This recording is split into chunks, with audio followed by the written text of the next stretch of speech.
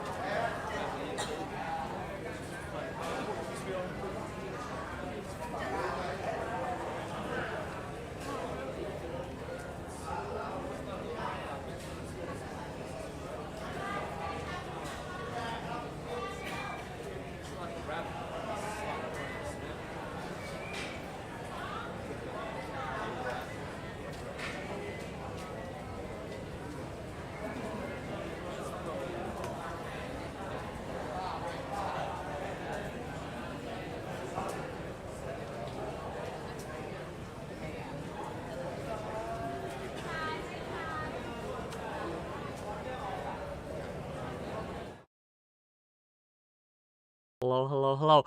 Welcome, one and all. You'll notice, my friends, my fellow Wickers, that we are missing a guest. But that's okay. Stay tuned. He will get here. I do my intro right now, but I'll just wait till he gets here. Then I don't want to repeat myself at all. How's everyone doing today? How's everyone's surviving the blizzard? I don't know. I know Lactoid is in the midst of it, and I think Genevieve, are you getting hit with it at all, or? We had a major haboob here in Las Vegas last night, which is like a crazy wind and dust storm. It was wild. And then there is minimal, very light snow happening in parts of the city today as well. So very unusual weather for us here. What about you, Allie? Are you blessed to miss the snowstorm, or did you get hit with it? You know how people always complain about global warming? Like, to be honest, been very kind to me out here in the Midwest. It's been the chillest winter of all time. Very cool. I've been enjoying myself, and I've been able to do a hike. I did a hike yesterday. That Nice. was cool. It was 60 something. Today it was 45, but it's that annoying time of the year where you start the day in a sweater. Towards the afternoon, you're sweating in the sweater. So yeah, that's where we're at. Yeah, I got you. Well, the man of the hour is here, so let's bring him on. Hello. Sorry. Hi. Welcome. Welcome. Now that we're here, I'll get started. I'll give my spiel, and we'll just get into it. Okay? Cool. Everyone good? Yep, sounds good. Hey, gang. Welcome to yet another episode of WhickTV, a cross-ideological space where we discuss topics political, cultural, from the silly to the serious. Tonight, we will be discussing femininity, masculinity, sexual hedonism. We'll be talking about how these concepts are changing, whether or not men are being emasculated and becoming less manly in general, what effects these changes are having on our society, all sorts of fun stuff. We'll see where we go, right? If you're watching on YouTube, don't forget to like and subscribe. The channel is youtube.com/@wick-tv. You can also find me on Twitch at twitch.tv/WhickTV. I'd like to thank you all for coming out, and thanks each of my guests for being here. We'll give some brief opening thoughts on the subject in general, and then we'll just kind of drill down to the specifics as we go. Introduce yourselves, and then we'll just get into it. We are going to start tonight with Lactoid, please. Hi, thank you for having me, Wick. I am Lactoid. I'm a licensed attorney and political streamer.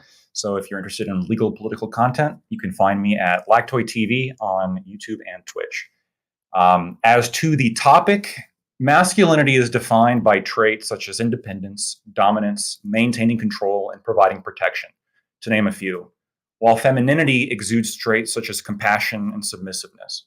I agree with the theory of compatibilism opposed to raw equity. Femininity complements masculinity in a giant cultural dance. Gender roles are inevitable, good, and informed by immutable biological characteristics. The reason why, in general, women will always be better suited for childcare is because women need to recover following a birth, men can't breastfeed, and due to testosterone's effect on the brain, men tend to be less suited to intimate, nurturing roles. This, and plenty of other examples, along with thousands of years of cultural construction, are obvious. However, there is a crisis in masculinity. On one hand, you have the current cultural zeitgeist, which defines the traditional man as bad, sexist, and adversarial. And on the other hand, you have snake oil salesmen peddling false masculinity defined by manipulating women and using them to hurt them, yourself, and everyone around you.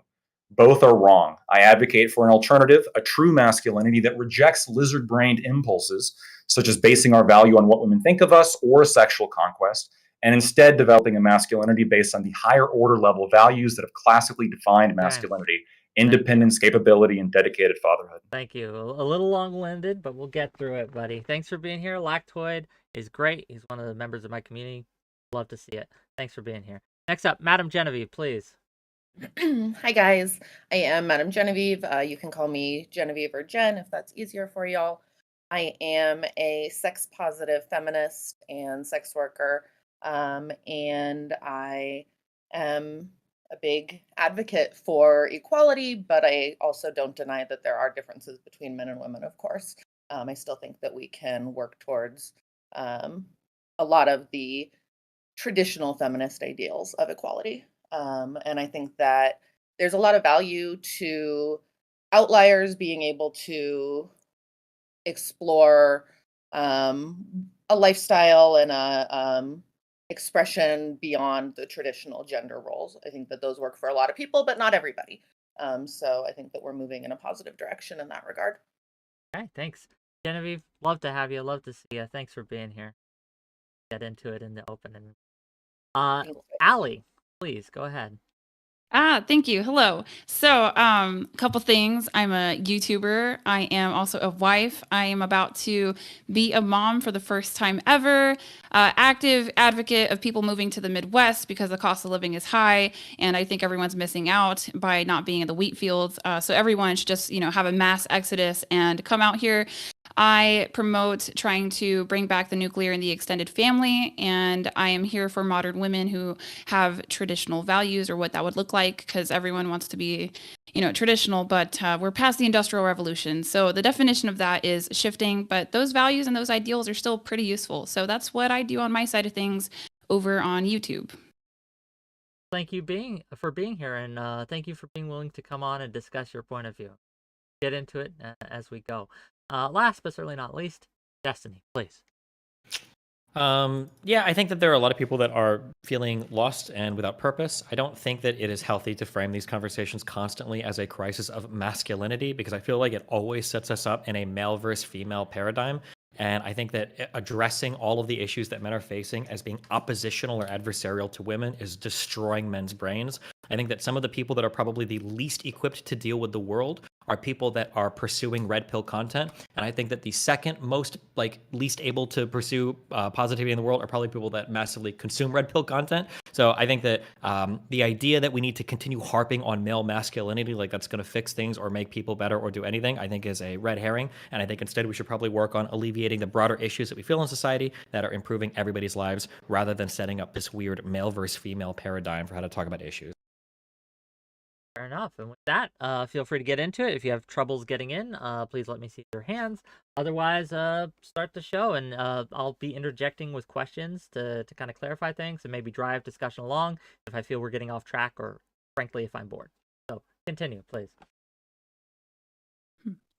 Wonderful. Not all at once. Oh, well, I guess I'll start with this, right? Then, so we can all acknowledge, I think, that society is changing, and how we view each other, and how we view gender norms, and how we view gender roles and things like that. There is, I know you don't like to refer to it as a crisis of masculinity, but there does seem to be something changing and going wrong, right? And so I guess I would ask, in regards to both men and women, right? What do they need today that they don't seem to be getting? What is lacking in either how we talk about it, how people interact in these spaces? What are we lacking? What are we missing? I think we lack perspective on how we are all conservative and liberal to a degree. So we're all conservative about the things that we want to keep, and we're all liberal about the things that we want to change. And I think that we took a lot of ideas from academia that were theorized that wouldn't really play out well in reality when it came to intergender dynamics. And so when we removed some of these, what would be considered now more traditional gender roles, gender facets, we never considered why they were there in the first place. Can you give me an example of one of those that you say we were removed? Yes. So one thing that I think has been misconstrued is actually through anthropology. Margaret Mead, she was an anthropologist. She was one of the first female anthropologists to begin with. And so she broke some glass ceilings, also broke a lot of hearts along the way, both men and women's. So one of your first bi chicks of all time. But she went and observed other cultures and found that they had multiple genders. But she did observe a finite number of genders. So I guess my understanding is when she came back to American academia, she basically tried to say that gender was a social construct. And that it made sense to a degree, right? There is masculine man in most cultures, masculine man, feminine woman, feminine man, and then masculine woman. But that doesn't mean that it's completely fluid. Like the non-binary thing, I think that was extrapolated from her notions. So we got rid of these, binaries that most of us probably fall into in one way, shape, or form. Or, some people are still working to get rid of these things, and they might have had inherent value in the first place. They might not have even been bad. So my question is, why are we trying to get rid of or change something that might be beneficial, useful, romantic even? Are we getting rid of that? Do we feel like that is being removed from society, gang? Where are your strong red pill hates fucking feminist people? Where are they at on this panel, Wick? You know what? I'll be the strong hates red pill feminist. Oh my, now moderator. Well, I'm not a feminist. I mean, I wouldn't say I'm hateful. You're the strongest feminist here, man. You do extreme, well, except for maybe Madam Genevieve. Well, yeah, you're an empowered woman online, being hyper masculine and hyper intellectual, arguing and debating people. You might be the highest testosterone in this whole room right now. I don't see how that makes me feminist. I think that could be a consequence of capitalism and being past the Industrial Revolution. I don't think this has anything necessarily to do with Susan B. Anthony or Margaret Sanger. I just literally think that capitalism being done with the Industrial Revolution, that's enabled me to have this ability to be online. And also like Christian principles and values where women have been given, I guess, more autonomy than in some Eastern cultures. Well, okay, Industrial Revolution is like 1700s though, right? Women haven't been working since 1820 in the same capacity as they are today, right? Mm-hmm. So I do think you bring up something interesting there. Okay, fuck it. If no one else wants to be strong, I'll throw this out here, okay? And then you guys can tell this. This is what I feel like has happened to some extent in human society, okay? I feel like over the past 50 years, I think that men were socialized in a certain way to be masculine. Part of being masculine, part of the role that you fulfill in society was working a job and being productive. Women were socialized to be women, and part of your job was essentially to work as a cog in a man's life to where you took care of the household and empowered him to go and pursue work. That was generally the role of the woman. So you take care of the family, take care of the house. And this worked insofar as a family structure was concerned. I feel like something that's happened over the past 20 or 30 years is women have evolved significantly such that not only were they socialized with all the feminine aspects, they've also grown into these roles in terms of taking care of jobs. Like now they can work, now they have reproductive freedom. So they've basically encapsulated both sides of the gender paradigm, and men are kind of left out here with only that masculine paradigm that's not enough to appeal to somebody in a relationship anymore. 50 years ago, a woman might say, well, what do you bring to the table? And I say, a paycheck. Now if a woman says, what do you bring to the table? It's like, a paycheck, I guess. And the woman's like, I don't need your paycheck. And I can fuck without having to worry about getting pregnant. So I don't even need you for sex because I've got birth control. I think that the problem right now is men have to figure out a way to offer something that women actually want, because dick in a relationship where you're going to get pregnant isn't a requirement anymore. And paychecks are something that women can earn. Mm-hmm. Well, I don't disagree with that at all, but the thing that men aren't bringing to the table is masculinity, though. But I disagree. Women have all the masculinity, right? They work jobs and they can provide for themselves. If you think that masculinity is solely tied down to income, I think that's a really narrow view and understanding of masculinity. I think there's much more than that. That a man could bring to the table. And that is probably what most men are missing, that are, second class in their relationships, if they're even in relationships at all. Certainly involuntarily celibate men. I think very few women would look at them in public.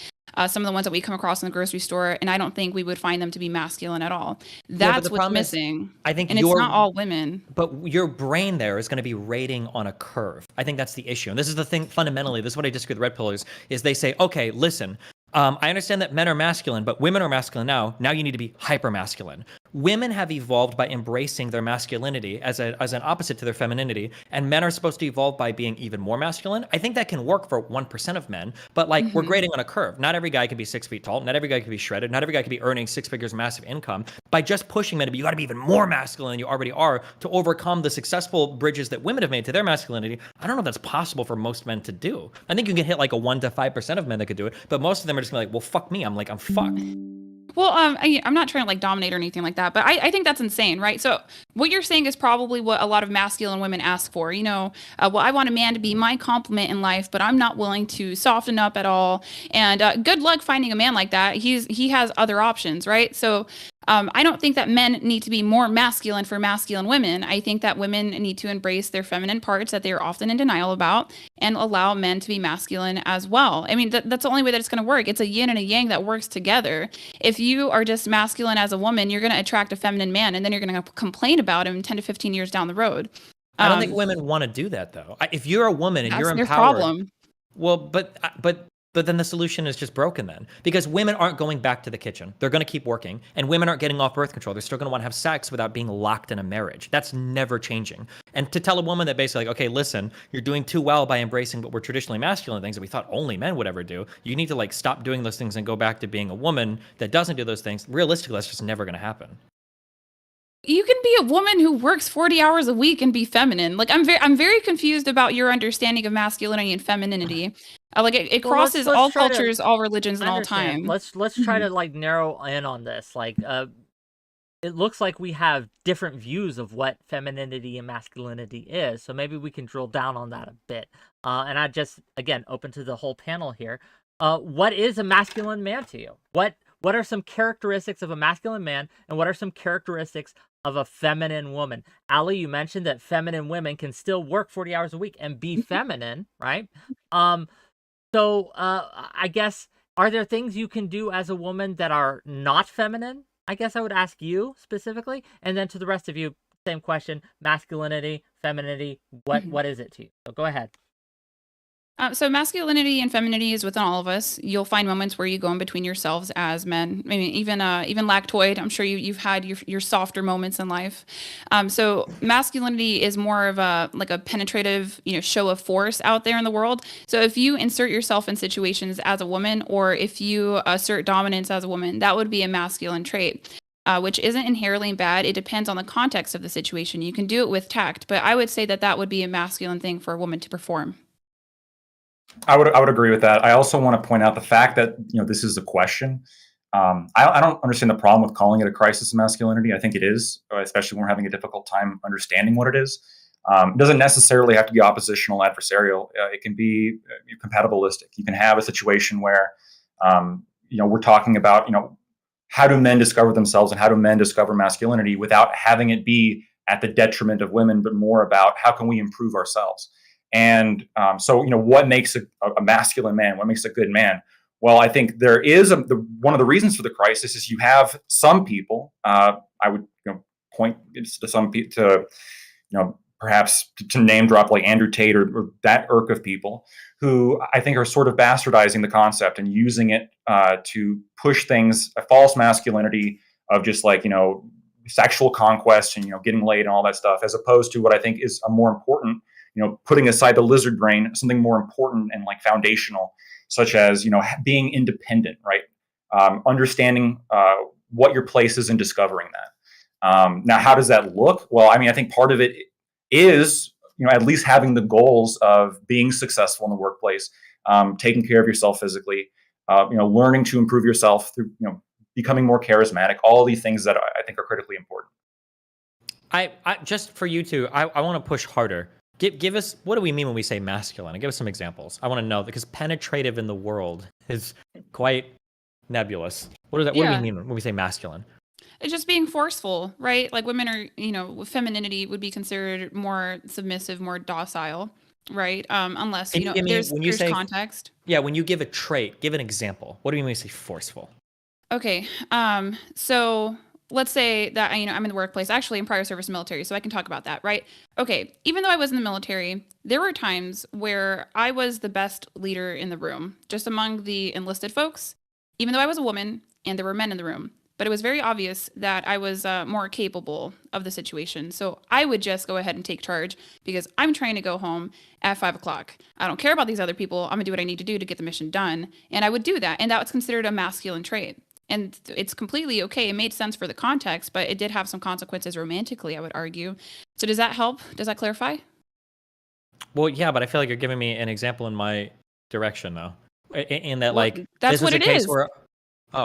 Because it feels like, so being assertive is a trait that men or women can be, but as women enter so when I tie it back to the job thing, so you say that just talking about the job isn't the only thing for masculinity. I feel like a lot of the other things that we talk about stem from the job. So when we talk about like assertiveness, there's a reason why a man is assertive in a household. It's because he's the one that has to suffer and grind to earn the money to support the household. So when we say like a man is a leader, of course a man is a fucking leader. If you want to ask for A, B, or C, and I'm the one earning the money, I'm going to have a huge say over that. I might have the final say over that because it's my body, it's my time that's going into it. But if a woman is working, that relationship is fundamentally altered, right? If a man was bossing you around in a military setting, a man came into a village or whatever the fuck, how we would imagine that, a military person, a civilian, then he would have that authority over you. But because you're in the military now working that job alongside the man, that authoritative, assertive position is threatened due to occupation, which I don't think is bad, by the way, but I'm the feminist here, so yeah. Well, I think this is my confusion. I think this is an American perspective that we think that because women work that they can't be feminine. It doesn't make sense because majority of wives are in fact working. So what their man doesn't get to be the man of the house because she's contributing to the household income, and typically he's out earning her anyway. I think that this is very much an overthought and also very reductive of masculinity. I can give other examples of masculinity too. Like my husband is more than a paycheck, Sure. and I hate to like draw examples off of my relationship, but in my opinion, like my husband is, I would say like the most masculine man or one of the most masculine men I've ever met in my life. But there's Can you other give some things he does. examples about Yeah. how? Yeah. Yeah. So he's trained in hand-to-hand combat. He did that for, I want to say, over a decade, and he's still familiar with it. You can see the way that he walks on his feet. And he's not tall either. He's 5'8". He's trained with weapons. He's constantly sharpening his skills with weapons. He goes to a men's shooting group, which is a very masculine space to be in. I do not like being invited. Other things that he does, I can ask his opinion, or I can ask him to make a decision and he'll make it for me if I'm feeling uncomfortable with my interpretation of events. Like those are masculine things. That's protection aside from provisioning. He does the provisioning as well. And also, just repairing things around the house, which, women can do that too. But I just find that for some reason we rely on our men to do that more. Can I ask, just if I may interject here, can I ask? Sorry, because I want to bully her. Oh, you can bully her in a second. But Okay. are men a failure? Is a man a failure when he fails to be masculine in these spaces? When in your military group, for example, when none of the men took charge, right? Have they failed as men? Yeah. Yes. Do we agree with It you? was so bad. Because I guess the civilians, like you guys think that the military is this great, awesome place. All you need to do to get in is not be obese and not go to jail and have a GED. So this crisis of masculinity is also an issue within the United States military, to the effect that it even affects leadership of officers that are complacent and will push whatever agenda gets shoved down their throats by a general instead of standing up for their lower enlisted or like their lower officers and taking a stand. It's a bunch of yes men. It's a huge issue. Yes, they failed as men. If I have to do a man's job, yes, you failed as the man. Right. Madam Genevieve, real quick, I want to get you in here. Do you think if your man, right, if someone, your partner or whatever, fails to be assertive, have they failed as men? Would you agree with this take, or what do you think? I want to give you some. I think that obviously we generally have the association that it's masculine to provide protection, right? Or to protect. That's generally hand in hand with being a provider. Like I think those are probably the two most common things that we look to in a traditional male. And I guess for me, it really does depend on circumstance. I think that Well, using don't know. that circumstance, right? Using that example that Ali gave, right? If in a workplace, right? Workplace setting, no one's taking charge, none of the men step up, have they failed as men? Would you agree with that or disagree? I would disagree. I think in a workplace, having worked in corporate America, I don't look and wait for the man to take charge and be the leader. In fact, that was a role that I took on myself a lot. And I don't know. I guess I don't look at that necessarily as it doesn't have to continue to be a masculine trait in the workplace. I wouldn't look at it as a failure. Okay. I think that because it was the military, it's different. Like this wasn't like one time or a handful of times that I had to take charge of a situation in the military. It was often. There were even times where I was physically stronger than some of the men in the room. Like it's absolutely embarrassing. But there were good male leaders. Do not get me wrong. I'm just saying it happened too many times for me to think that there is an issue. That you have to be comfortable asserting authority as a man in this world. It doesn't make any sense for me. Like we need y'all to be leaders as well. especially in a family context. I think that's important here because of the biological element to that. I feel like, so when we go back to, so I asked you the traits for masculine things, okay?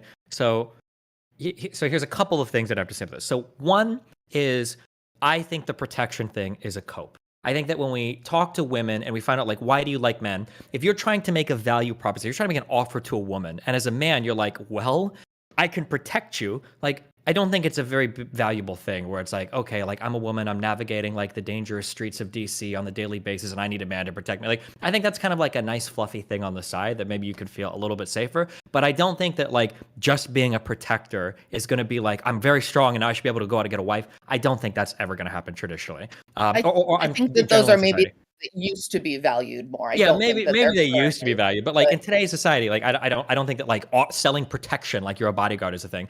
Also, a second thing, I would even say personally, I'm going to personally attack you, but I want to bring this up personally because you brought up your personal life. I don't know if you necessarily value those things in terms of like being like a personal important buy-in to you, because your husband is so much older than you. Isn't he going to fall out of physical capability of providing this protection if he ages out of being able to do hand-to-hand combat or weapons training and everything? Like, isn't that something that at some point you might actually be the one in that situation? I'm guessing you were in the military. You could probably handle a gun. You probably know a fair bit yourself, right? Mm-hmm.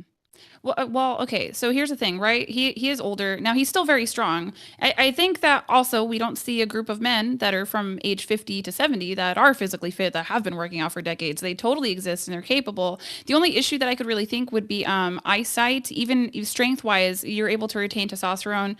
We have a very specific dietary, guideline that we follow in our house. So testosterone's fine. But like he can still be sharp. As long as he can see, he can still fire a weapon. He trains with men that are much older than him often. However, like, will there be a time where he can't protect me? Yeah, probably. Hopefully I'll be blessed with a son who would also look to protect me. And I'm not kidding. Like, this is what life is for. This is what men are for. You really think about this? Like, I need a son to protect me in the world. Like, is this actually like a day-to-day? Look at those old ladies getting scammed. Oh, come on. You're come going to on. protect you from a scam on the phone from some Indian guy locking your OS down and saying, I need $50 or I'm going, like, come on. This is not really what your son's for, right? No, that's real. That happens to old ladies all the time. What you talking about? Old men too, though, no? Yeah, well, I mean, I might only have daughters, okay? But aside from that, I would think that my husband has the foresight to be like, look, honey, I can't really protect you like I used to. We need to get you going to the range. And he's going to take me. Like, this is all planning here. Now, if he gets hit by a bus tomorrow, like, okay, I'm SOL. But, I don't think that this is like a cope about men being protective of women, because it's about what makes you wet, right? And like, will we go for a safe man who can't defend his family physically or with weapons? Yeah, probably for security reasons. Am I going to be able to be faithful to him 10 to 15 years down the road? I don't think so. I think that's a really big ask. Really? I guess when I think of the traits that you listed, there was, broadly speaking, there was the protection thing, which is, I feel like that can't be a major draw. Just as from what I've seen of you, I feel like there's probably got to be something more there. And then the second thing you listed, I thought was really interesting. You said you can solicit advice or feedback if you've got like an issue, like making decisions or something.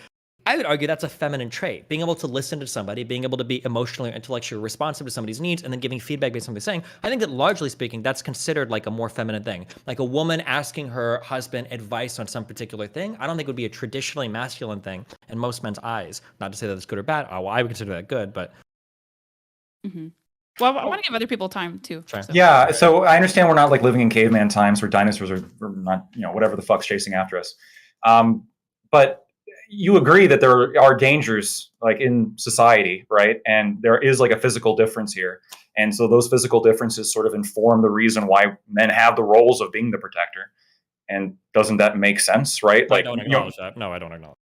You don't think like at the bar some guy is being aggressive and like, I think the vast majority of women are not going to be in scenarios where they need like a man to protect them, unless they're like going out and starting fights. I don't think that that's a normal thing for most people. No, I don't. I just disagree then. I think that does come up, and I think when it comes up, you should be ready not only to protect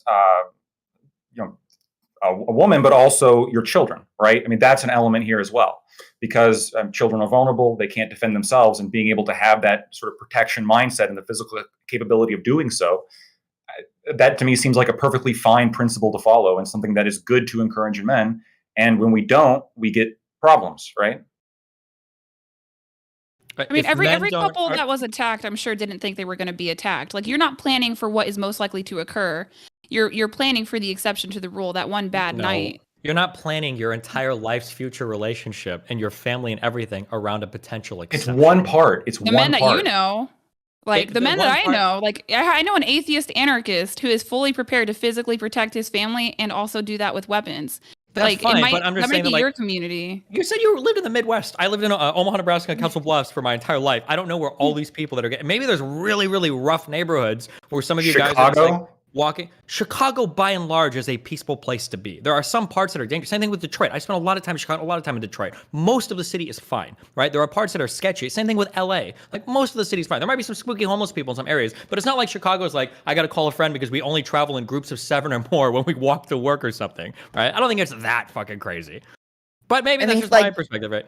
The average modern person has a lot of tools at their disposal that they can use to minimize risk of danger in their life. And so having this burly security guard follow you around and making that like your primary objective in finding a partner just is obviously, it's irrelevant. It doesn't have to be primary. It could be one element, right? This could be one element. Yeah. I do agree. I'm not going to sit here and lie and say that a dude that's shredded that could kick like 3 people's ass, that's going to be an attractive guy physically, and there's going to be like, I don't disagree with that. But whenever I push on like what are the masculine traits men need to work on, one, we're talking about a guy that's like a top 1%er there that can like take on like multiple adversaries. So it's not realistic for most men to aspire to. And two, it's like the first thing that everybody gives. And when I hear this, I'm like, holy fuck, are we like in Mosul right now? Is there like fucking ISIS around the corner where you're planning your relationship and shit? Where 99% of the time, oh fuck, there's a really good rule for buying shit in your life, and it's like the 10-99 rule or something. Like, I don't remember what it's called, but it's like, you spend like 99% of your money on the things that you spend like 99% of your time on, right? So you get a good bed, a good chair, whatever. The idea that we're planning our relationships around like these exceptional one-off circumstances, like how do you feel about your husband? Like, he's a really shitty communicator, he's really abusive to me and everything, but man, if we ever get into a fight, he's gonna fuck somebody up. Like, I've never heard anybody say that my entire life before. Well, because it's a caricature. That's why you haven't heard it. It doesn't make any sense. Just because a man is dangerous doesn't mean that he's inherently malicious. It's just that he's capable of ending somebody's life who's trying to harm his, not just his woman, but his children. I wrote an entire article about this, and there's women that agreed that these traits are attractive as well. I think that women who want masculine men, I think some women are not able to compete for a masculine man or are not feminine enough for him. You know what I mean? Because it requires a dynamic in the household. How is he supposed to lead how is he supposed to lead if you're constantly dominating him? So for those women, for masculine women or women who are just, just not in touch with the dating market, yeah, they might end up with some feminine men that they're going to complain about until the end of time. And that's okay. That's not typically what I advocate for, but it's going to happen to majority of folks. Like, not everybody's going to get someone that they're attracted to in the long term. What do you think the most masculine men are doing in society? The most masculine men in society are making single moms and they're in jail. Okay, you're talking about that's the new very false extremes. masculinity. No, that's the traditional honor culture, Matt. That's as traditional as it gets. No, I agree with you. Single motherhood is traditional? It is the most traditional form of hypermasculinity. Is fucking women without a care in the world and then getting into violent altercations and ending up in jail. Of course. You're talking about dark triad. Sure, but I'm saying that is like the most hypermasculine. No, like, so when all you're giving me is like protection and ability to fight, yeah, that's of course what most people are thinking of, right? I also am questioning. Hold on, I do have a question for Ali as well. You're advocating for, increased femininity in these relationships. You're anti-feminism, and yet it feels to kind of fly in the face of that belief that you did spend time in the military. How does that? Because that is a very masculine direction to go in. How is that?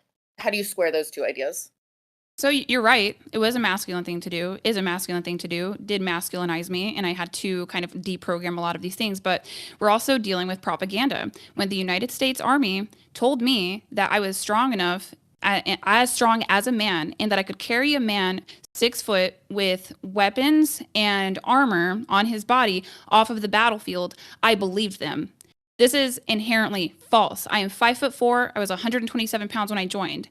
I thought that I was signing up for a job that I could do. That turned out to be a lie, and I'm permanently disabled in some ways. I'm functional, but it did change my body for the rest of my life, and I'm not the only woman. There's a lot of women that have the same injuries that I do. I have no problem saying this publicly. I have labral tears in my hips. That's from my time in service. I'm grateful that I did it. It got me financial stability early in my 20s for the rest of my life, but it came at a huge cost. And that was just propaganda. Like, I truly thought that I was able to do my job. So today, do you think women have a place in the military or no? Yeah. Yeah, but they changed. So here's the thing: they tried to do that, right? They tried to kind of equalize it based on sex because that's an objective reality that we can't deny. They did the Army combat fitness test, but women were failing it. Like, not that you can fail it, but they just weren't qualifying very well for the positions that they wanted. So they even had to adjust that. Even when I was in, there were physical differences for the APFT, the Army physical fitness test. So that were, yeah, they had things that were different between men and women there as well. Can you repeat your question one last time? If you believe that women have a place in the military today, like yeah. after your experience and everything. Right. Yeah. Is that so not I a think, feminist ideal though, or a feminist perspective? right. So I think that we should just do the jobs that we're physically qualified for, period. But like, they cannot have these false standards where they're just sending people through these schools, because that's what happened to me. And that's what happened to other women that were in my class to be a combat medic specialist. They just gave them the checks. That's not okay. You have to be able to physically perform the task. And there's a minority of women who can, but most women can't. That's not to say that they can't be human resources. I think that that's absolutely fine to be a desk jockey, and you're still serving your nation. We used to have a women's Army Corps, but we did the co-ed thing, and the co-ed thing has other consequences too, like sexual harassment. And also, not to say that the military is like 𝕵𝖎𝖎, but that's YouTube speak for the R word. But when these things do happen, it's not handled well internally. So there's consequences from this co-ed nature. But I don't think that women can't serve. I just think they need to be serving differently in different jobs they're physically qualified for.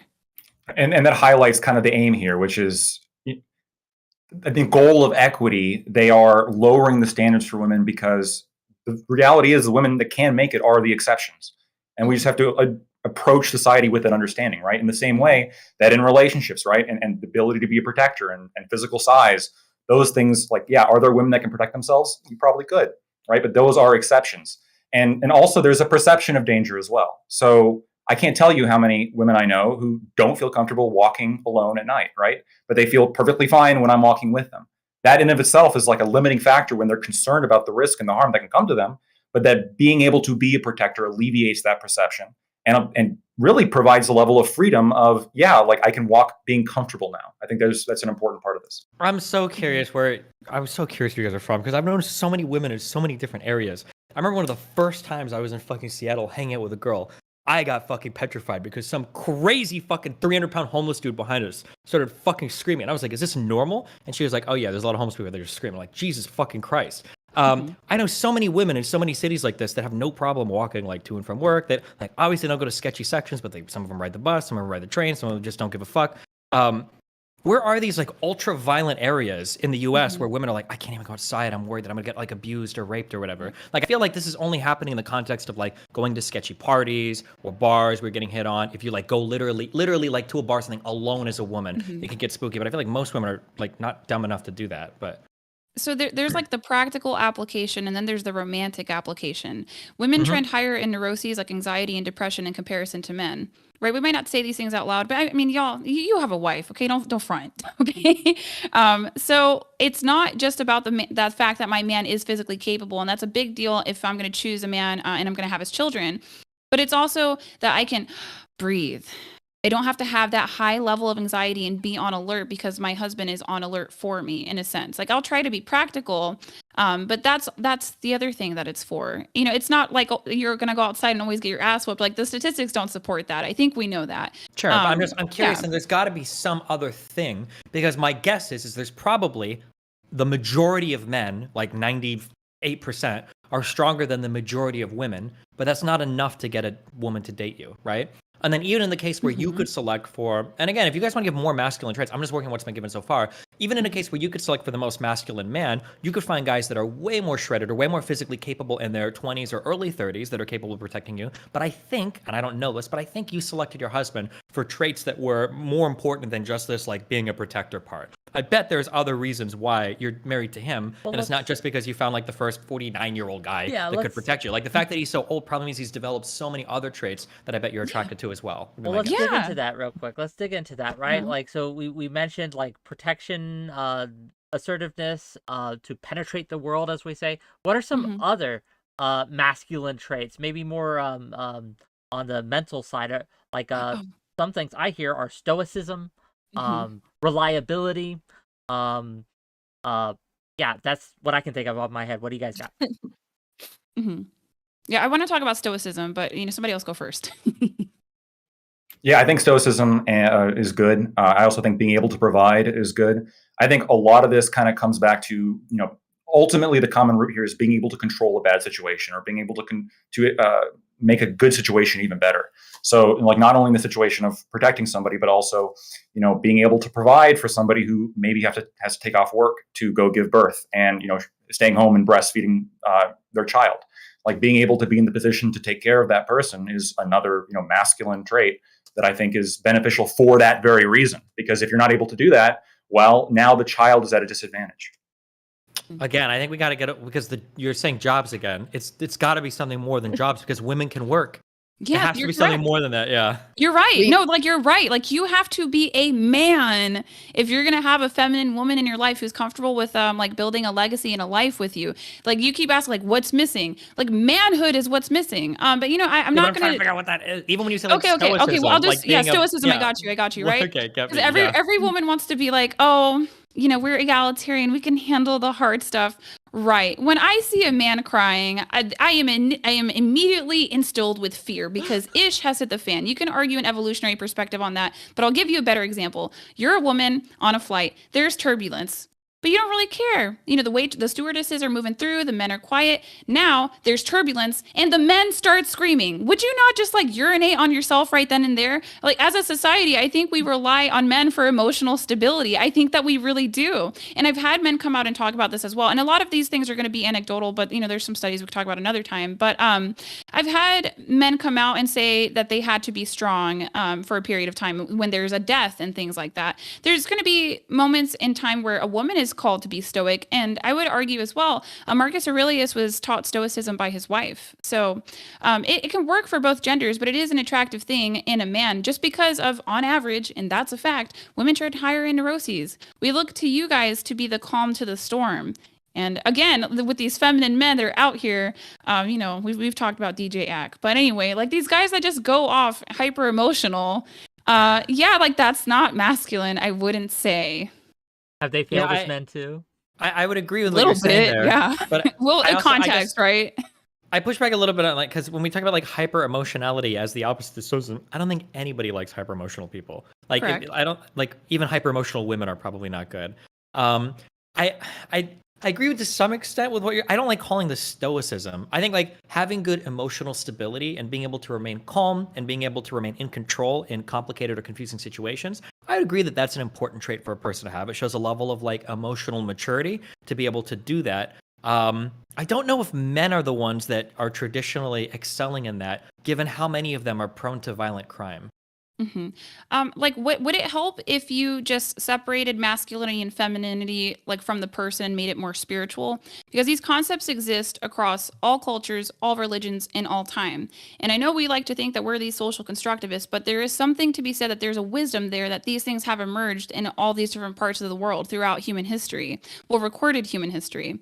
So you can argue it from a spiritual context. It doesn't need to be just distilled down to the sexes. It's just that if you're going to have polarity in a relationship, hopefully long term, because that's what I kind of hope for.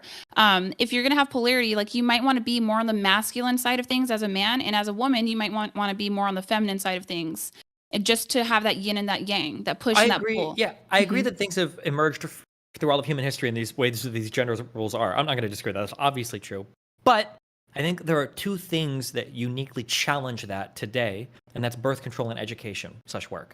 I think that these things have fundamentally altered a woman's relationship with sex and fundamentally altered her engagement with the world.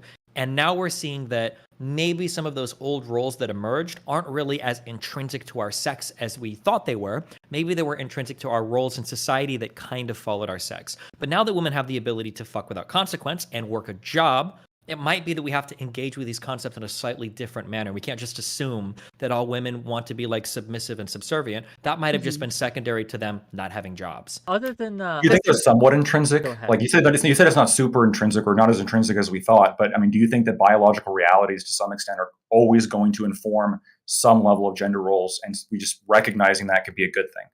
I think in a perfect world where everybody's treated equally as much as possible, you'd still probably see some differences between men and women. I just think there's nowhere near the exaggeration that they exist today or that people think they exist.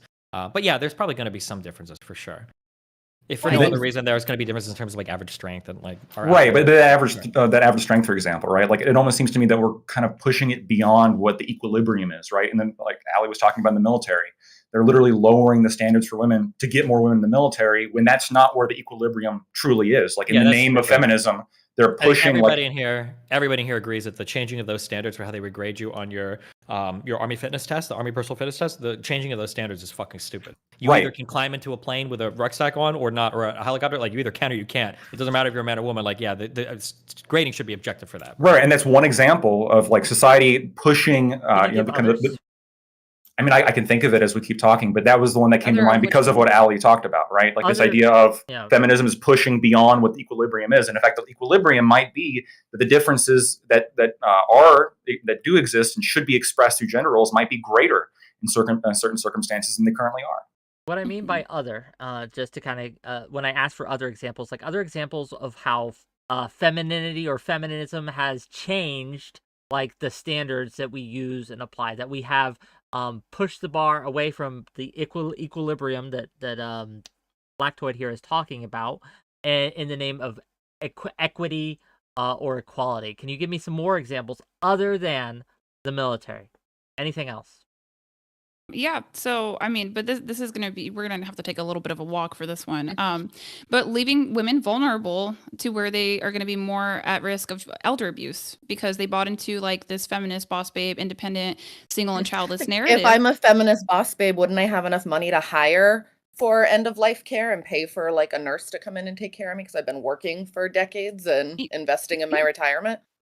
Yeah, and that's awesome. And what I recommend to childless women who want to be single and all these other things. And that sounds great until you have Alzheimer's or dementia. And you're going to need people that love you, that you enrich their lives, and they're going to be looking out for you to make sure that you're not being abused. You want your kids or your husband or your nieces and nephews. Doesn't matter which one, you just need to invest that time.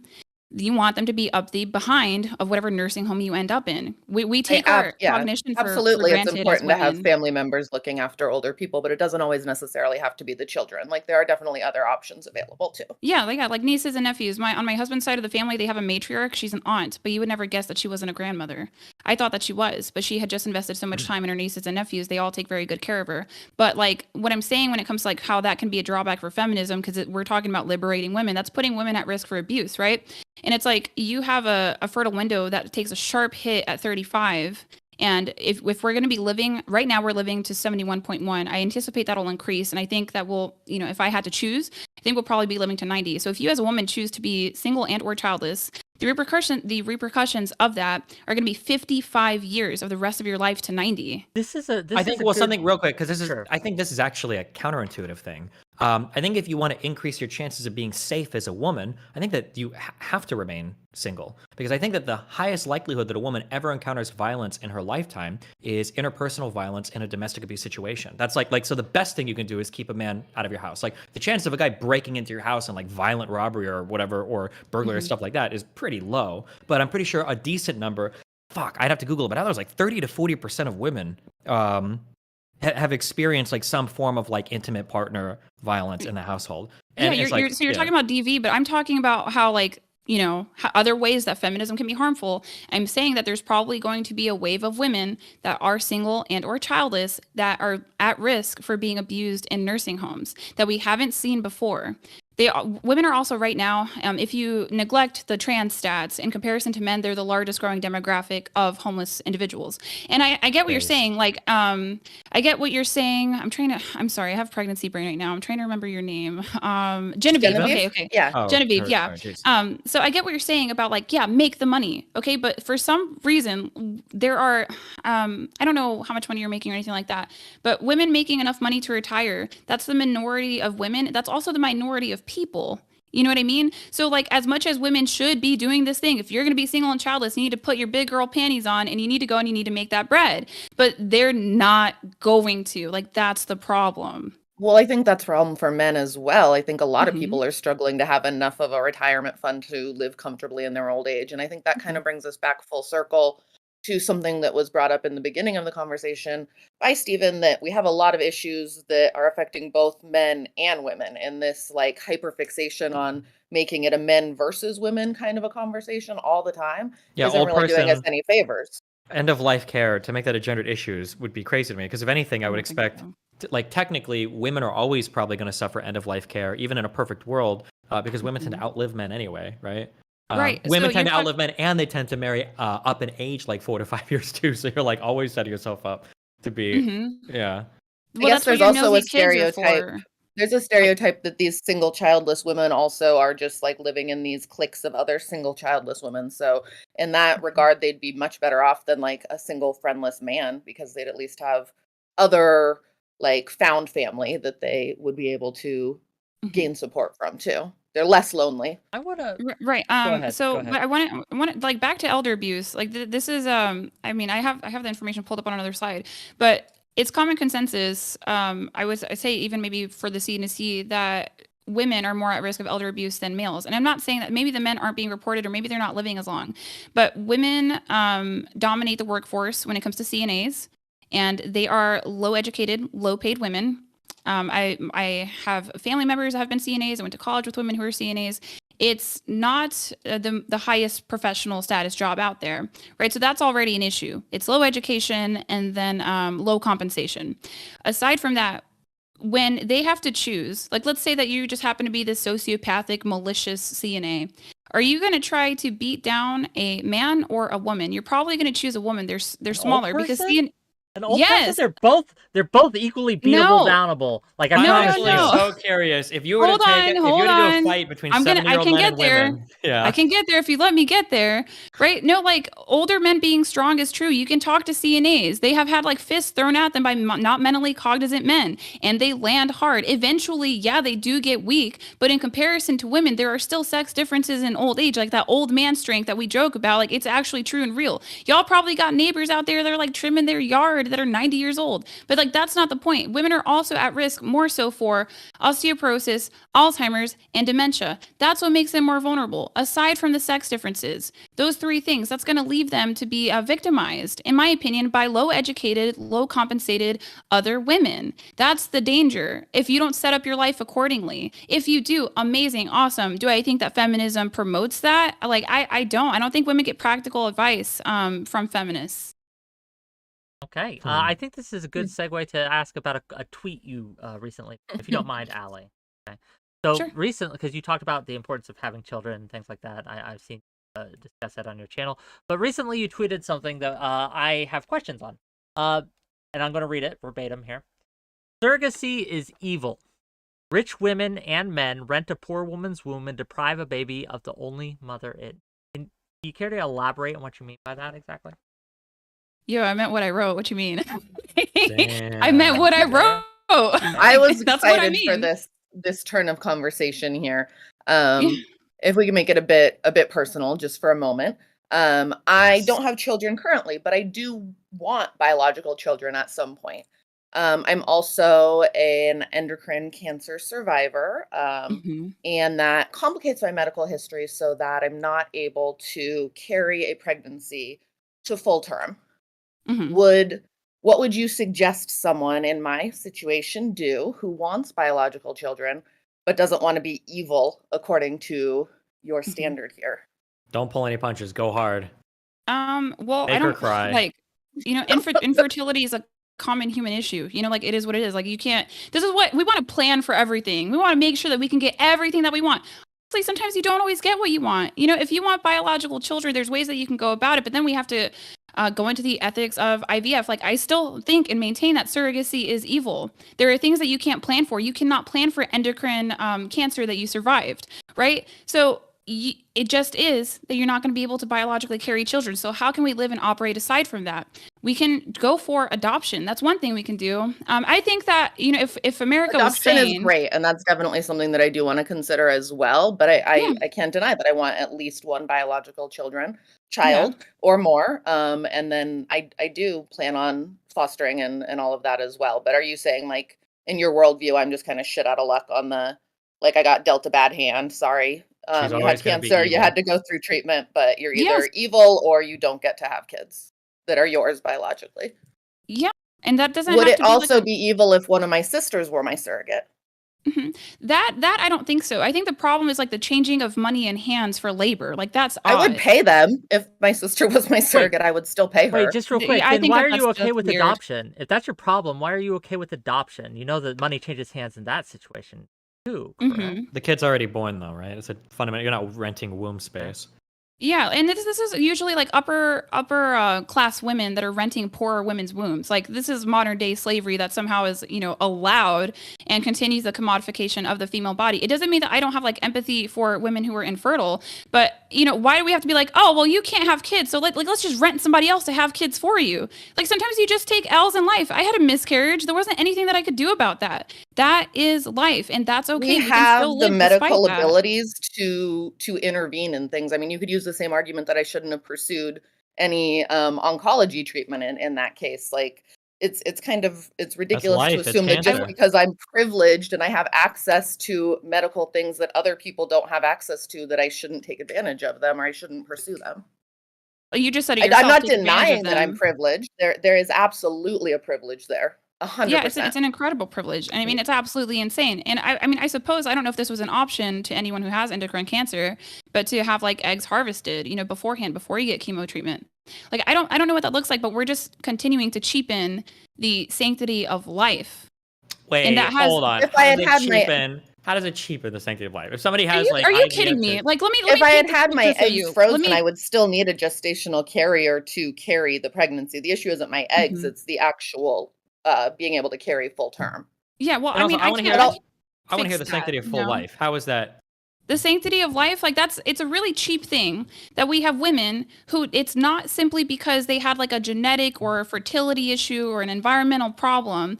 There are women who simply encountered senescence, old age as a human, and because they didn't plan accordingly, they simply are going to pay another woman to carry a life. That is the only mother that baby knows, and we're just going to completely rip it from them. And that's for the women that are getting surrogacy. That's not even to talk about the gay male couples that are doing surrogates, or I mean same-sex female couples too that are doing surrogates. Like it depends on what you believe, and I believe that children have a fundamental right to a mother and a father. And I don't Okay, think wait, that hold on, adoption wait. is That second important. part is irrelevant. Okay, hold on, because you can have a mother and a father that are adopted too, right? I just don't understand how if somebody chooses to do the surrogacy thing, I don't see where the cheapening of life comes from, because they've given up essentially the child they've had like to a prearranged adoption. Does that like whose life is being cheapened there? The child and the woman. That takes an emotional toll. Are you like, where are the rich women that are out here being surrogates? Where are the millionaire surrogate women? Where are the women? rich women that are out there working McDonald's? That takes an emotional toll too, right? Obviously, if you're being That's not compensated the for something same like that, I thing. never said it was the same thing. But of course, there's going to be some emotional toll. But that's what you're being compensated for, is the emotional toll, right? Oh, I mean, okay, yeah, we're just gonna pay women for the emotional toll of having a child ripped from their We arms. pay for because emotional life labor was all the unfair. time. Yeah, emotional labor is literally like, damn, when you look at like nursing and like or veterinarian work, that's some of the most arduous and emotionally exhausting work that panel happens in hosts. society. No, fuck you. But you guys don't, and I mean, people are compensated for the emotional labor there, right? I guess we can say that like that form of compensation is maybe unethical or whatever, but I think that opens you up more Unethical. broadly. It's immoral. Yeah, but I mean, then more broadly, you're looking at a lot of different types of transactions that are probably unethical. Like when we talk about like CNAs working with people in old folks' homes, like that job is emotionally fucking exhausting, and those people aren't compensated that well for it. Or working with older patients with dementia, or working with a ton of things that can be emotionally exhaustive. I don't know if we would ever run down that argument and go like, yeah, I think all forms of emotional exhaustion aren't ethical to be compensated for. I think people love to have these conversations about like surrogacy and abortion, and it's like they haven't reproduced themselves. I know 𝙬𝙚 is a father, but it's like you get to a point in life where you kind of realize You're people are telling very me I'm blind shit to out of these luck things. about reproducing. What do you want me to like? Oh, hey God, hey, look, can you go back in time and hook up Genevieve? Like, you get the cards that you're dealt, like, and it sucks. It's We not don't get the fun. cards. You're We saying reshuffle the deck all the simultaneously. time, Okay, right? then reshuffle the deck. Go pay a poor woman and rent out her womb. Go if you want to. Go do it. It's legal. It's unethical. It's immoral. I don't condone it. Well, we're trying to figure out why it's unethical or immoral, right? Like you can say Yo, like, you're like paying God, a my woman kidney, to use her body, and she's putting her life on the line. Usually for women who didn't plan properly, because infertility, that's a different discussion. We're just like talking about the luxury of it, the constant commodification of the female body.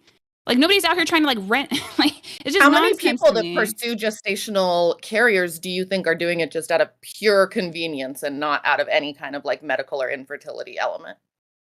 even okay, I don't That's have probably the a numbers on that. pretty small group of It people it at that doesn't point, matter. right? Like It's even still Kim evil. Kardashian had a medical reason to use surrogates. It's still evil. Whether or not you're doing it for infertility or because of senescence, you are still renting out a younger, lower socioeconomic status woman's womb. Is It's that is still But that that's is evil. not that always easier? true. What, like my example of using a sister or a friend or something, I would still pay them. Where's the evilness in that? What if we're she's on an wealthier? equal- Yeah, I was gonna ask, what if she's wealthier? Because you keep saying lower SES. Is that like Mhm. integral to your argument? I think that that's probably what's happening here. Yeah, You but know, let's so it's say it like was this just, upper let's say middle it was class only the liberals that are wealthiest. using the lower SES people, to, you know, to I want to pay like, $1 million yeah. to have Hillary Clinton deliver my fucking future child. Okay, would that be unethical? I mean, that's just like I don't know if you guys like to work with those examples, but I don't typically work with those kinds of examples. The problem That's- is I that mean, that's you're. cool. It'd be so weird that it'd be unethical. I would. Well, think. no. I think the issue is that you're saying something is fundamentally unethical or evil. But in your example, you're depriving multiple people of liberty. You're telling one woman she's not allowed to sell her services in that way, and you're telling another woman she's not allowed to purchase a service in that way. So you've got two consenting adults that want to engage in a transaction that should only be their business, and you want to interject and say, actually, that mutually consensual transaction, that's unethical. That's a pretty high bar that you're setting for whatever the unethicality is. So we need to have like some reason for why it's unethical. I think the ball is in your Right. court to say, like, even though both these adults are consenting and they're of age, they're not minors, they're fully within their rights to do whatever they want, it's still unethical. The ball is in your Yeah. court to say why. It could, because it's like this constantly cheapening of the sanctity of life. Okay, so we see this here because I think about the slippery slope.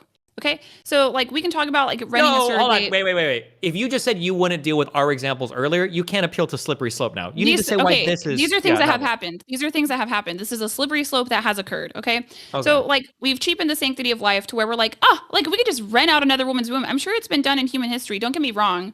But like I think that it's getting really, really strange right now when we have women who are like past their fertile window. They're just like, well, I could just, I can do this, I can do that. There's all these fail safes for women.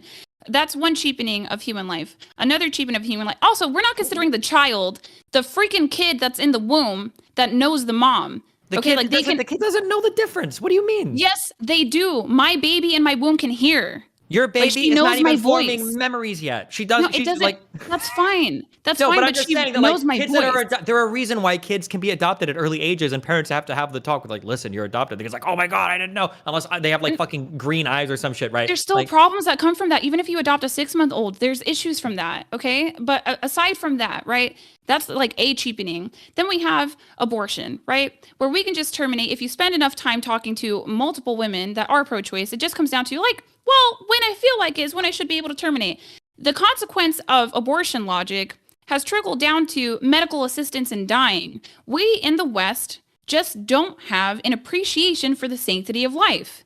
And the conversation, like the surrogacy conversation plays into that. So we keep just trying to find ways to commodify and play God. And then we're going to like sit here and whine about the consequences of it after the fact. You can't, Humanity. You're begging the question on so many of these things that are, like you say, like, because you keep saying things that don't mean anything. Like, oh, like playing God. When we give type 1 diabetics insulin, means that's nothing to playing you. God. No. It means nothing to you either, right? Because if you go and have birth and you get an epidural, is that playing God? Or if you've got somebody that's getting insulin, is that playing God? Or we've got somebody on the panel that's had oncology treatments, has had chemotherapy or radiation. Is that playing God? Like we play God all the time in a ton of different ways, right? Your face doesn't You're look just like drawing that. the line about where it's like your appropriate. face. You've got makeup on your face. My hair is not naturally blue. Like we alter human experience and existence and medical outcomes and everything all the fucking time. There are a lot of babies that shouldn't live that do because of like neonatal treatments we have. Like we play God in all sorts of different ways. The onus is on you to say why it's wrong. You can't just say like it's wrong because it's playing God, because we play God in all sorts of different ways.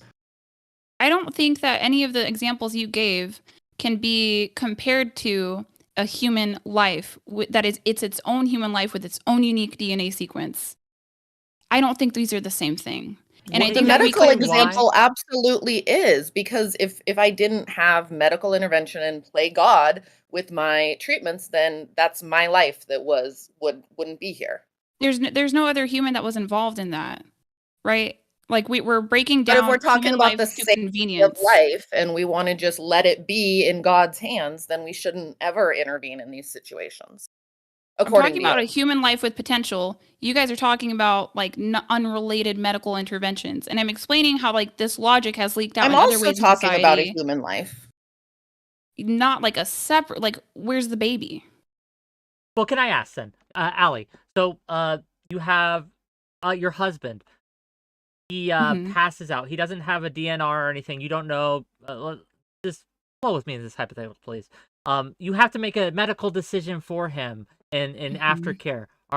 Like you are making decisions, medical decisions, to affect another human life that might be deleterious.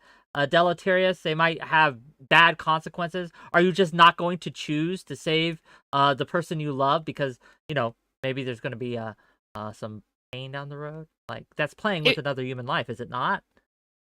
yes, but I So wouldn't. what's the Was specifically difference? talking about babies. Now, my Oh, it's husband's babies. What wife. age is it okay to play with a human life? I don't, I don't think we're being reasonable here. We're comparing somebody who's in an accident that was out of their control, right? We're comparing that to a new human life with potential. However, if my Do they have husband, if control I, over well, that? I am Does the answering his new human? question.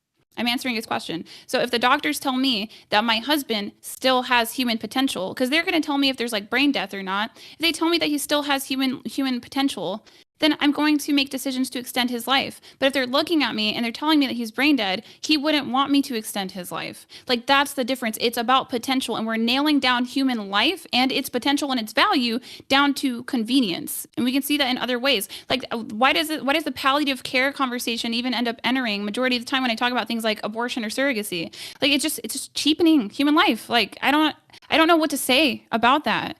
I mean, but Lactoid TV could chime in because I feel like maybe we share similar things here. This is a topic that it's kind of your opinion. I'm gonna let you go ahead and roll with it. Wow, Wick.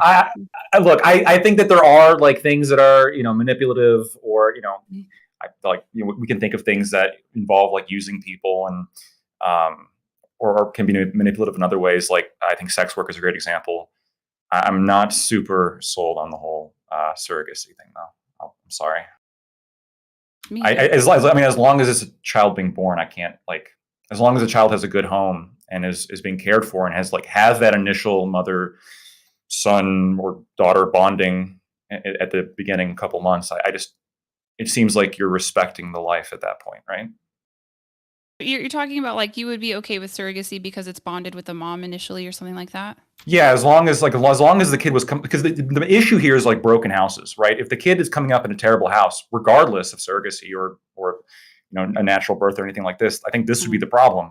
But if you have a child born to like a surrogate mother, and then basically given to like the mother right away, and the mother takes care of the kid, breastfeed the kid, builds a bond there throughout the first like 5-6 months or to a year or 3 years of their life, it would seem to me like the critical part of like motherhood is sort of accomplished. So this is, I mean, no. Like what Ooh, the hell? destroyed. Like You sound pretty what? feminine right now, Lactoid. Haha, got him. I don't even, here's the thing, like you get the first 5 years of life to, permanently set this child up and give them a foundation. Whether you adopt children that are born, a couple months after, or, like 6 months or like several years down the road, they still have like trauma and attachment issues, and adoptive parents don't even find out until like sometimes several years down the road, if that. So like there's still damage being done. My perspective is, why do we even need to do the surrogacy? And we don't need to inflict this pain on children. Like that sounds like child abuse to me. So, and this is where I'm totally open to being convinced. I've seen a lot of empirical evidence on why single parent households are bad. I haven't really seen any evidence that surrogacy has these same issues. I'm not trying to go hard at you. I'm just saying. I think the That's issue is fine. that if you're talking on a spiritual level, I think that the issue is that there is like a fundamental role that a woman has in bringing a child into this world. And it starts at the moment of conception, and it doesn't end at delivery. It goes all the way to the death of, unfortunately, the child, or ideally the mother, right? That there's this whole thing in parenting that's involved in creating and birthing and raising and having a child. And that when we try to put too many things in between that process, that we cheapen the overall integrity of the process by making it hyper convenient at different points. So like in the same way that you might cheapen the process of raising a child by giving them an iPad all the time, you might cheapen the process of motherhood by offloading all of the labor onto somebody else that like economically would choose otherwise. I think it's like the argument. Mm-hmm. Yeah, well, it's not like it's an option for your average woman. You know what I mean? Like these are typically wealthy women that are doing this thing in the first place. It is cheap. Right? I mean, here's the thing. When we can do some celebrity examples. Priyanka Chopra, she's older, married to Nick Jonas, I think. She wanted surrogacy, not because she was infertile or anything like that. She made it very well known that she's fertile. Their schedules simply did not match up with her ovulation window. That's cheap. If you don't have, like, if you are not even willing to go through what it takes to like labor and have a child, and you have the ability to, it seems really weird that you'd rent somebody out for that. You know what I mean? Like, adoption, obviously very valid thing, but also like we are still neglecting that there is a possibility that children in these circumstances are being abused. They're being I like think at the ripped end of from the the day, arms of I a think mother. we would just need like some kind of empirical evidence of that. Like, are children born to surrogacy having like these huge traumatic issues? Like, my guess is the outcomes for them are probably way better than the norm because it's parents that are electing to have them via surrogacy who are wealthy and everything too. Like, these are probably the children in the best. It's kind of like how This is I think children tend to do better in gay households because you have to adopt, and it's the idea that you have to jump through so many hoops to go through the adoption process that just by default, like those children are going to end up doing better, not because gay parents are better, but just because of the selection process involved. in the same way, yeah, you have to want this child so badly that you're going through all of these other obstacles to bring them into the world. There's good chance that you're also going to be taking steps to make sure that they have all the resources they need to grow up in a happy and healthy way. So we mentioned. It's not the go ahead, same. Like respond, and I've then I have a actually, question.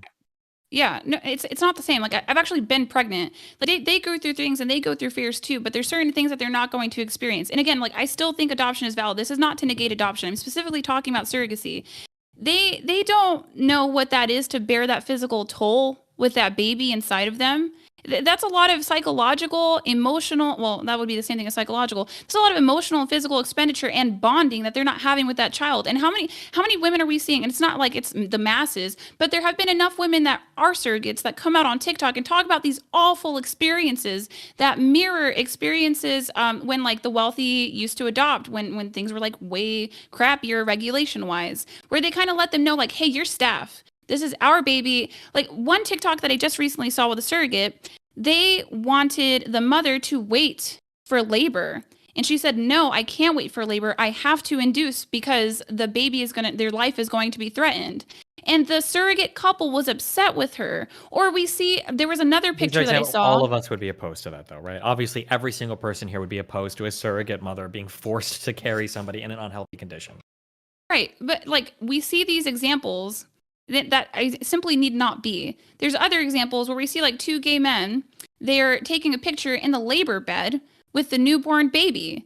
Why are they in the labor bed in the first place? They didn't give birth in that bed. They had to like, you know, like there's a certain level of perversion that is here, and that's the cheapening of the sanctity of human life. There's larger consequences. I'm not thinking about it just like as an isolated incident. I'm thinking about like the future societal implications of it. And I think that's often what gets neglected, I want to say, by the left is unintended consequences. Because if we commodify here, what are we going to see in the future? Because surrogacy, at the way that it's being conducted now, is relatively new. So like, I don't, you know, it's going to take a while to have the data on it.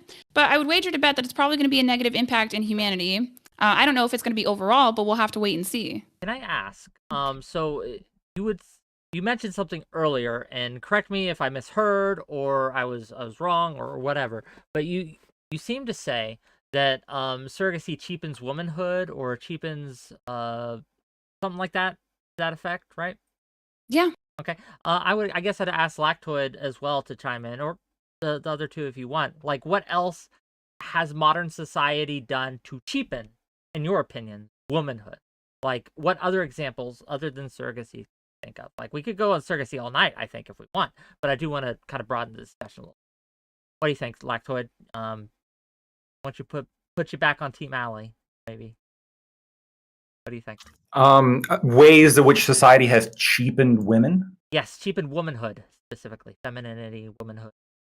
You mentioned pornography earlier. Yeah, there's a different argument for that. I do think that perhaps, maybe not, I won't go down like the surrogacy route, but perhaps these sort of, to some extent, the sort of cultural discouragement of motherhood as opposed to like career success. I think that that does somewhat cheapen the unique experience of women. I think pornography is manipulative as well as sex work, but for other reasons. I actually think it's more manipulative against men. But yeah, like drug dealers, for example. But that's a whole different conversation we can have. Fair enough. Okay. Would you agree with that, Madam Genevieve, that society is pushing careers on women is cheapening your womanhood? Do you think, first of all, do you think that's happening? And second of all, do you think it's actually cheapening your, your femininity? What do you think? I definitely don't think so. I think that, I guess, there's a lot of appeal in having a job and having a career and making your own income. So does that mean that it's being pushed on us? I don't know. It's pretty appealing to have your own bank account and to be able to buy stuff when you want to and know that you're not counting on someone else to keep a roof over your head. Um, I think that's ultimately why most women have decided to pursue careers. I don't think it cheapens their womanhood at all. I think if anything, it gives them more security and resources to then explore like their true passions and things that they actually are interested in. Me? Anyone who wants to respond can. Like, do jobs cheapen womanhood? No, jobs don't cheapen womanhood, right? Like, I think the thing is you were saying earlier that it feels good to have your own money or something like that. There's some women that are completely okay with depending on good men. That's like a Sure. perspective to have.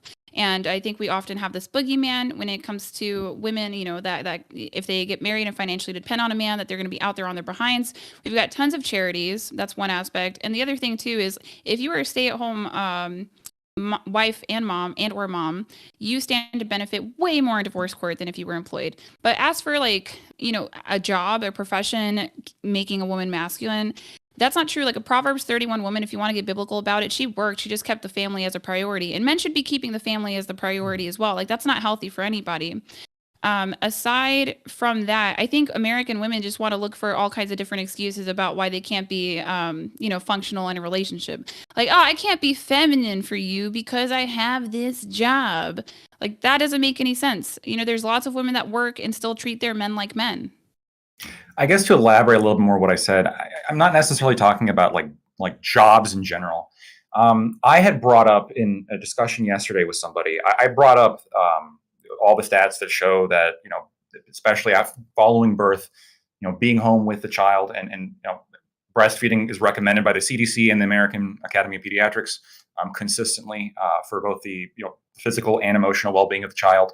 And I brought up how that is a reason, right? That could be a reason why motherhood is something that should be done, I guess. And the very first response I got was, well, that's going to increase the wage gap, right? That's going to mean that women are taking breaks from their career and not making as much money. The fact that was the response, I think, is sort of what I'm pointing to where the value that is there is sort of kind of being put aside for some kind of greater feminist narrative, or like this sort of idea of, well, we have to like get the wage gap all the way 100%. And we're willing to sacrifice what's best for our children to do so. I think that does cheapen motherhood to some extent, personally. Where we get off thinking that we need it all. We got to have it all. The world has to give us it all. We've already been relieved of the miracle of the burden of childbirth. Okay, so we have like birth control. We have economic autonomy. It's like nonsense to me. How much more do women want, right? And the alternative perspective too that gets forgotten because women just aren't having kids. Okay, 50.1% of women in the UK are childless by age 30. That's unprecedented. Childbearing ends at some point. Right? You will have a second half of life and you're probably going to want to work unless you're just going to be shuffling your kids around, taking them to different like events, sporting events, what have you. A lot of women end up, working either from home or out there in the regular workplace after they raise children. But, I think that we lack that perspective because we're just not really doing it a whole lot. And also women who decide to take a break from the job market and have children, they are not often out here streaming. Like there's a reason why there's not a whole lot of conservative moms online. It's because they have stuff to do. Same thing with conservative fathers as well. Conservative moms are definitely online. They're just all on Facebook sharing horrible memes with each other, to be fair. Okay, well, I'm not trying to be mean. Like maybe the decent ones. You know what I mean? Like all the moms that I respect in real life and socialize with who raise their own kids, they're not online to this capacity or Do you this not degree. respect streamers? That's actually the most base thing you've said. Fair enough. Oh, Lactoid, I want to. I got Wi-Fi. That's all it is. Lactoid, I'm curious what your thoughts are on guaranteed paid parental leave. You're obviously in support of parents being able to spend time with a newborn. Do you think that that should be something that's guaranteed? This is a situation in which I have kind of two principles that collide. Where in a perfect world, yes, like I would want that, and I would want there to be cultural sort of structures and social structures that encourage people to do that and support people doing that. But that sort of conflicts with like other opinions I have as it comes to government spending, taxation.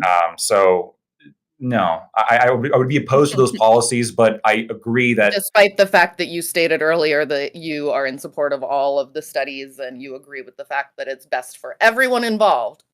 yeah, no, it is right. And so the question is, I mean, if we want to get like really libertarian with it, like how much money can we steal to do this good thing? I would kind of step away from that. I don't want to make it a libertarian like taxes theft meme discussion. But I mean, that's the reason why. It's the only reason why I'd be opposed to it. You want women to fulfill the role of womanhood, but you don't want to create a society that allows them to comfortably do that. Well, no, I don't want to use coercion to make it so. I would rather it be that we have a culture thus that men wouldn't just leave, right? And I think this is like when we're talking before when it was brought up, regardless of whether or not the man leaves, a lot of women don't have guaranteed paid leave after they give birth. Like they're at risk of losing their job, whether or not the father is in the picture. Sure. And so we should recognize, though, that like if that doesn't happen, that's a good thing. But there's always a trade-off. How much are we willing to do to force a good thing to happen? I'm just there's certain things I'm not willing to do if the offset is not sufficient enough. And I'm not sure it is. I want to ask. There's another tweet, Allie. Sorry to pick on you a little bit. No, it's okay. There's another tweet you made about how sexual liberation has been a horrible failure. I don't have that tweet up right now, but yeah, that's the gist of it, right?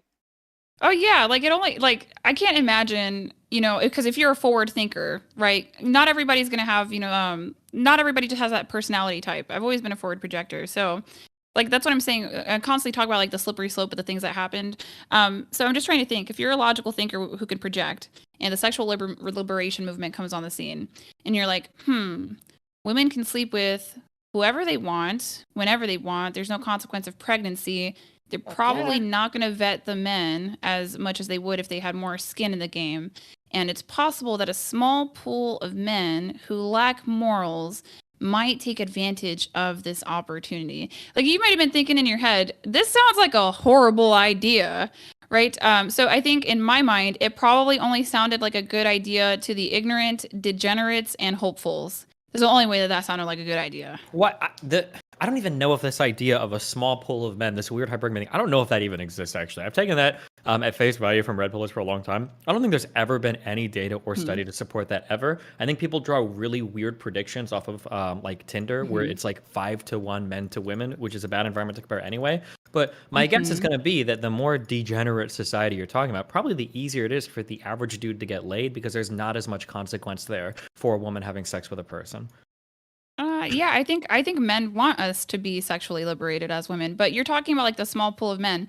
So I'm just talking like if I look at hypergamy, I don't look at it just based off of swiping on apps or anything like that. I think about, is it attractive? Yes or no question. If a man is in the top of his field for a competence hierarchy. Because you can have a competence hierarchy in multiple fronts these days because we're past the Industrial Revolution. So I think just like if you set yourself apart as a man in a group of men, then yeah, women might have a proclivity to want to be more romantic with you or to select you. So that's like my understanding of hypergamy. I know that these guys pontificate a lot about dating stats, but that also only holds true to people that use dating apps in the first place. So yeah. Sure, but I'm just saying if there was a huge tie-in to there being like a big consequence for sex for a woman, if you're, or I guess, wait, I don't even know what you disagree with then. Because it sounded like you were saying for the average guy, this might be a worse sexual environment, but I don't think that's the case. It's probably a better sexual environment if you're just looking to get laid.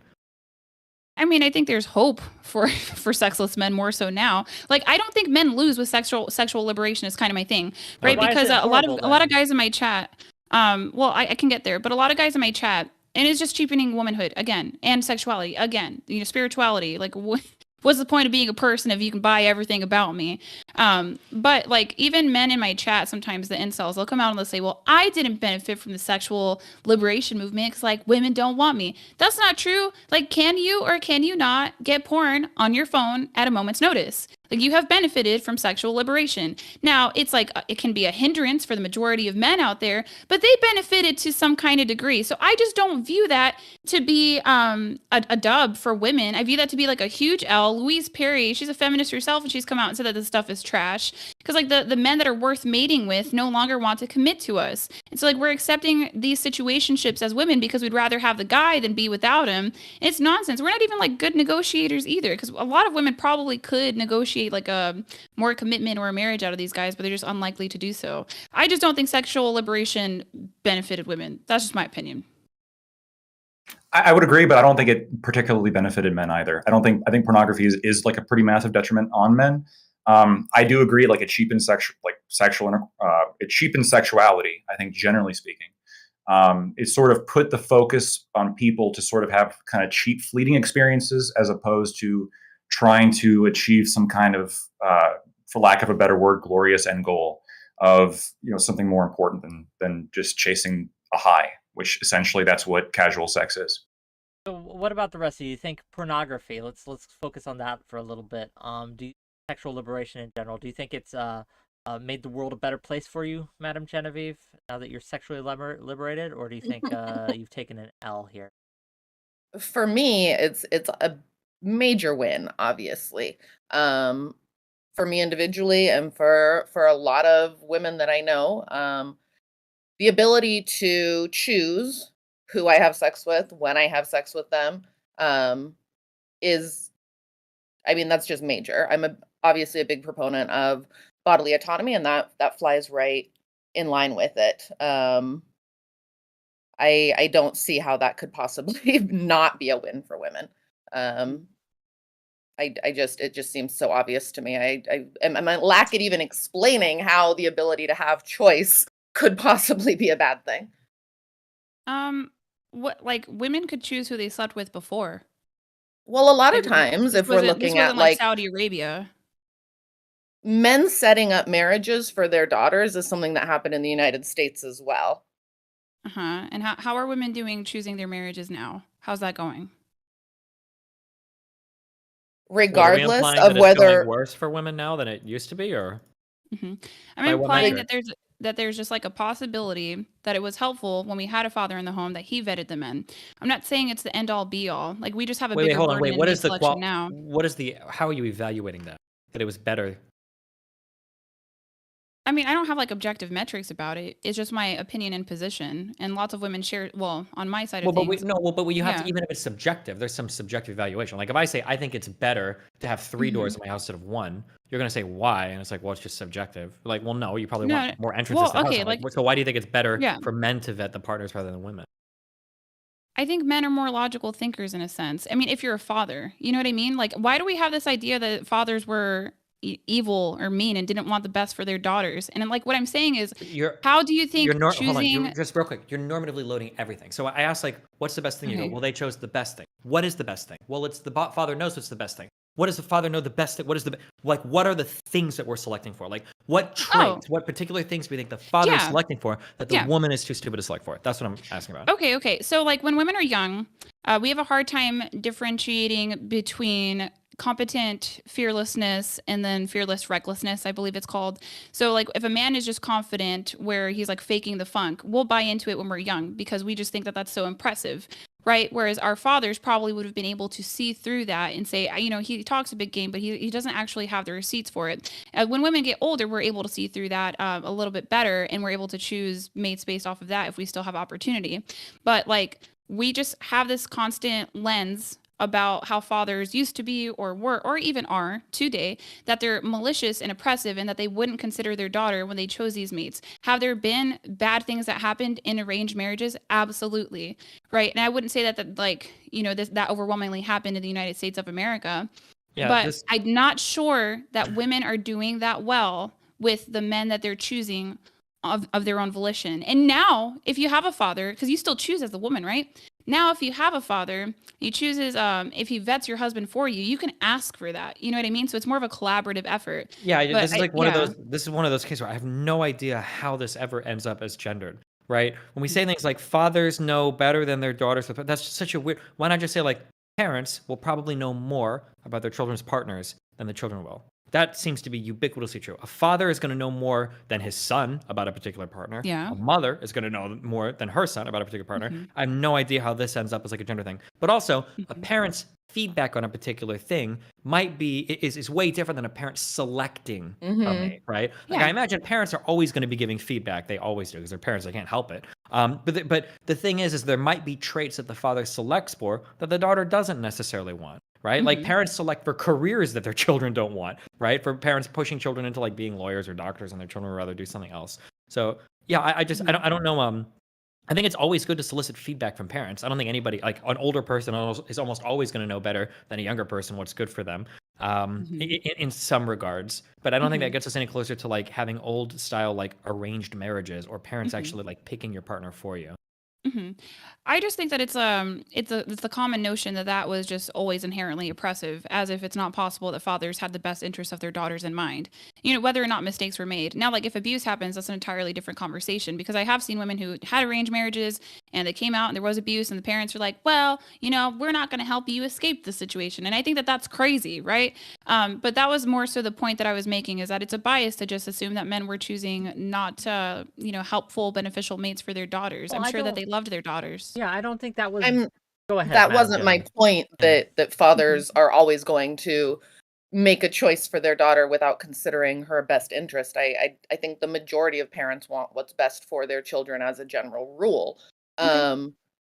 Regardless, even in a scenario where a father or parents arrange a marriage with somebody who is an upstanding citizen who is not abusive, that doesn't mean that they're going to be the ideal partner for the other person in the marriage. It could still be a very unhappy, unfulfilling, unsatisfying, depressing experience, even if there's no abuse, because maybe you just don't have anything in common with that person. Maybe you don't have a good chemistry. Like there are things beyond just, well, they're not going to select somebody who's abusive. Like, yeah, but only the two people involved can really tell if there's chemistry and connection and mutual attraction. And that's why it's important for those two people to be the ones that are making the decision.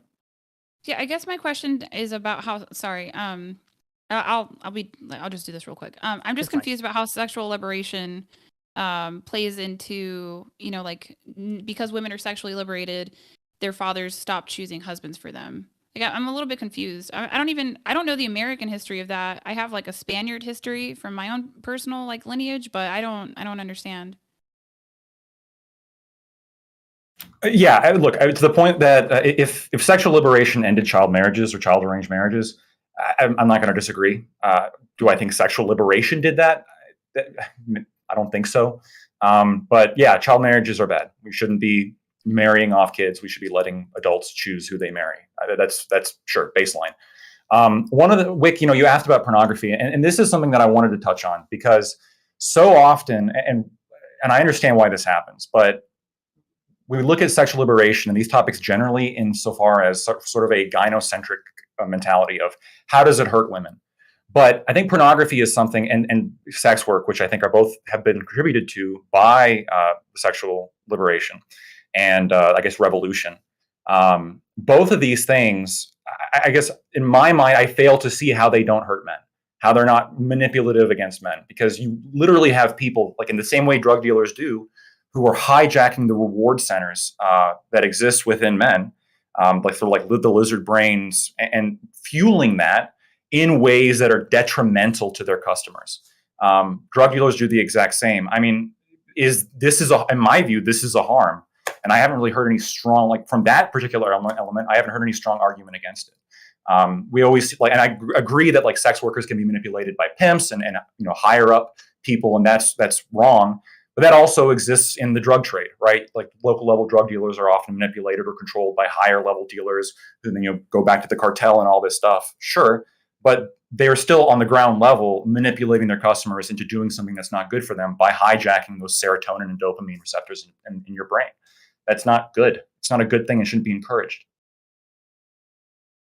Does anyone here believe that pornography or sex work has had a positive effect on men, or are we all kind of in agreement that it's... Yeah, I think it's based. I think it's cool. It's fun to masturbate to things. It's a recreational activity that we have access to today that we didn't have in the past. I think it's cool.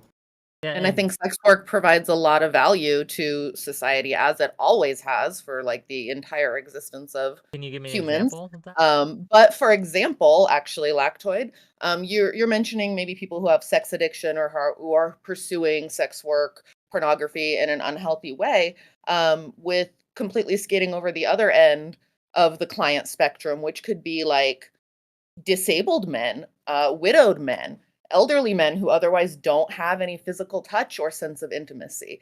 And there's a lot of positives in providing that to any human. We all benefit from touch and from intimacy.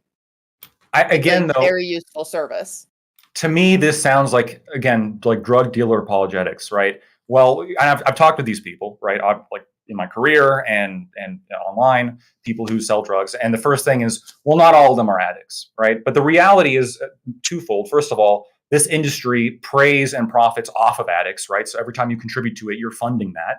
You're building up that industry and making it more powerful to take advantage of the addicts.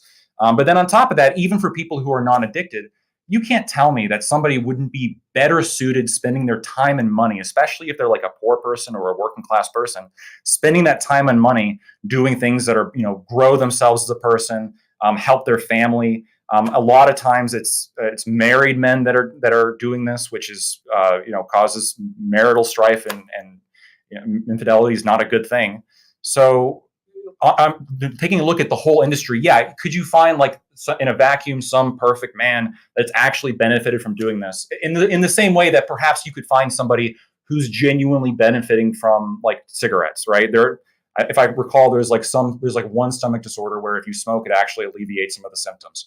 Sure, you can find me like an example, but the reality is for the vast majority of people who are sort of same thing with like smoking or drug use, sort of pushed into buying the service, it doesn't benefit them, right? The studies I've seen indicate that men who purchase sex work consistently rank themselves psychologically lower than other men, and they also rate themselves lower after buying sex work than before buying sex work, right? It increases risk of STDs, it's a financial drain, it's bad on every level. You're describing every single hobby ever, right? Like, in terms of things that like it profits off of addicts, that's video games. Things where you'd be better spent doing anything else with your time, that's video games. Things where you might feel like shit afterwards, that's League of Legends. You can apply this across so many different. You can apply it to all of gambling. You can apply it to all of watching TV or on TikTok, like almost everything that this can be applied to. The reality is like all things in life, things have a balance. If you drink too much water, you can die from having like an imbalance of electrolytes in your bloodstream, right? Obviously, there are going to be some negative things if you engage with something in a negative manner, but just like video games, just like TV, just like movies, just like every form of entertainment, you have to engage with it in a responsible manner. I don't think it's fair to say that this is intrinsic to an engagement with porn. If you're somebody that watches porn, has an orgasm, and goes to sleep, and you don't like get obsessed with it, then you've had a positive engagement with that hobby. Same way you would with scrolling TikTok or watching TV. Or you can engage with it in a negative way, but I don't think that speaks intrinsically to the harms of the industry. It is intrinsic. It's just not unique, right? So I agree with you. You can point to a number of other things. Gambling you brought up. I think gambling is a great example. Gambling is an example that I think is like a predatory industry. You have people who quite literally are trying to figure out how do we get people in and how do we take their money in ways that are disadvantageous to them, things that don't benefit them overall, things that kind of eat away at important structures in their life and don't make them a better person for it.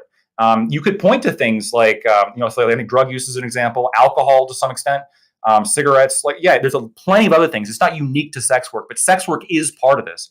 And I see so often that sex work is sort of like portrayed as a positive when in reality it is a negative. And that doesn't mean like ban it, or that doesn't mean you can't do it, but it means just acknowledge that you shouldn't be doing it and acknowledge that this is somewhat of a kind of disgusting manipulative industry in the same way like the tobacco industry is, to be honest with you, like a disgusting manipulative industry. There's so many things here that you're bringing up that's like, it's just so sad. Like you said, like drug use. Drugs are awesome. There are so many fun drugs you can do and have a fun, yes, they're so cool. There are so many fun drugs you can do and have a responsible engagement with them and have a fun time you can have on a particular drug. You can't have anything else. The idea of writing all of it off because people can abuse it is, you've listed alcohol and cigarettes here. Some people abuse coffee. There are people, I don't know if this is true of every industry, but in jobs that I've worked, there are people that are fucking assholes in the morning if they haven't had their cup of coffee. If it was a meth head saying, I'm going to treat you like shit until I have meth, people look at them like crazy. But if it's a coffee addict who's like, if I don't have my coffee, I'll be a piece of shit, you're like, oh, that's fine. Like, I think there are tons of drugs, and I would say that's an unhealthy engagement with a drug, by the way.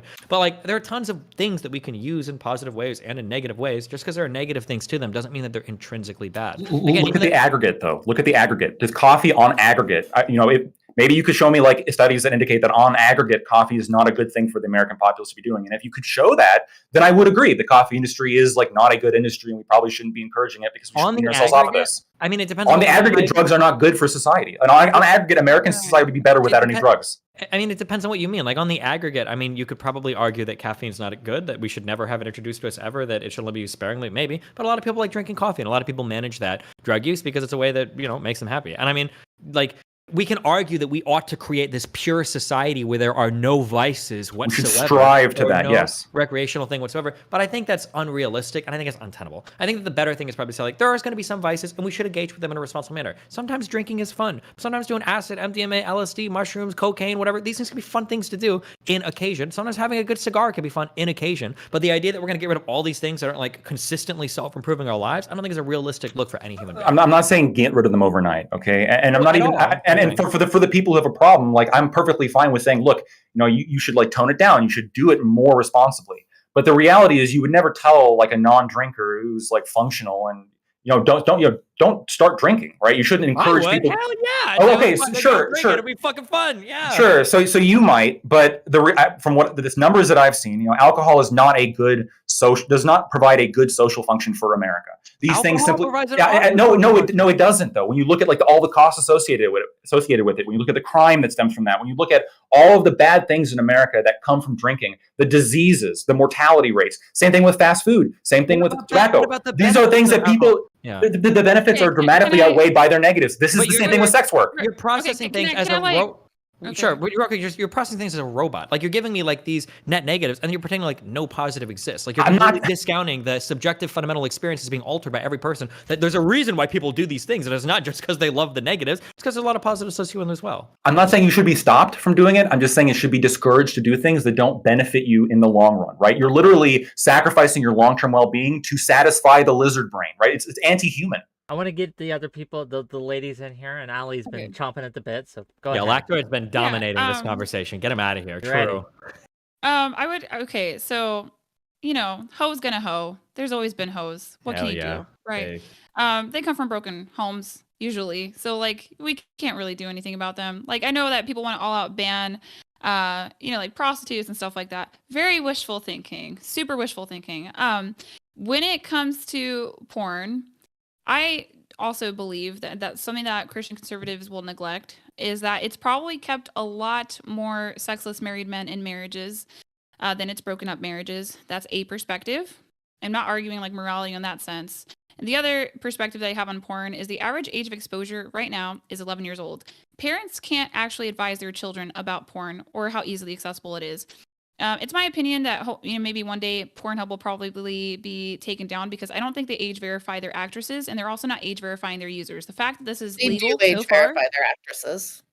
Right. Well, I worked in an adult couple store. I don't think it's that hard to get a fake if you really wanted to. I also work for one of the largest adult industry companies in the world, and most of them in this day and age are very good at verifying the age. And also, if you have to get a fake, by definition, there's verification because you need a fake to pass the verification. They don't verify the users, though, right? Yeah, right. So they're not verifying the users that are viewing it. That's the other ethical problem that it poses, right? I don't know. No, that's your point. You brought up the actresses, but what you mean is the users. Well, I mean, are we going to like pretend like these actresses aren't? I'm just saying, you're making claims that are not true. You're claiming that they don't verify the age on Pornhub, and that's demonstrably, provably incorrect. Right. But they had a scandal, did they not? They had a scandal because they weren't age verifying some women that were underage. That was have they resolved that? Have they resolved that? Your statement is that they do not, which would imply that they. But it happened. They have. There's been bars that haven't verified correctly. Like, everybody has problems with age verification. That's not a reason right off on a I was just saying that it's an issue. I was just saying that it was an issue. It's an issue with everything, but it's not a mark against something. It's not like it's endemic to the industry or it's intrinsic to porn work that they're never going to verify an age. That's I didn't say never. I didn't say never. I said it was an issue. That's sometimes happens with actresses. People that are actresses, I don't think have higher rates of like abuse or anything than other people. I don't think that's necessarily Fine. true. The You're people that That's are a welcome to false. think Yeah, that. that's an absolute false narrative. Yeah, I'm I sure they're mean, like very mentally stable getting ran through on camera, like just the most mentally stable women of all time. Aside from that, the average age of you can't exposure. just appeal to emotion and hand wave it. I mean, the data is the data. I mean, Right, if right. you Okay, have awesome. otherwise, that's Yeah. fine, but like, Yeah, just like the most upstanding citizens who like don't have anything holding them back in life are out there on camera. Sure. Or like the most upstanding citizens who may think that if they get fucked by too many dicks, they have no value as a human being. Like, who's more mentally sane at that point? Like, Wait, I'm pretty sure somebody- sex workers well- rate pretty low on like mental stability Right. compared to other So demographics. like I'm still I kind of on the haven't seen it, tip of the average age of Interesting. exposure being 11. sure, Does anybody yeah, care we're about gonna- I that? know, but yeah, we can get there. But I'm just saying that, like, yeah, you're let's very talk quick to about write not off- you're very giving quick to children write off- access to we- technology when they're that young. I think that's a really good option. Let's be more involved hands-on parents overall. Let's talk about childhood development programs being more accessible for low-income people. There are a lot of things we can Oh, talk low about here income. that's not specifically relevant to pornography existing, but rather the fact that we need more involved parents. Right. We do need more involved parents. They can't catch up to technology. And also parents are very much in denial about these things. I think that is true. If anybody's curious, watch this documentary called Childhood 2.0.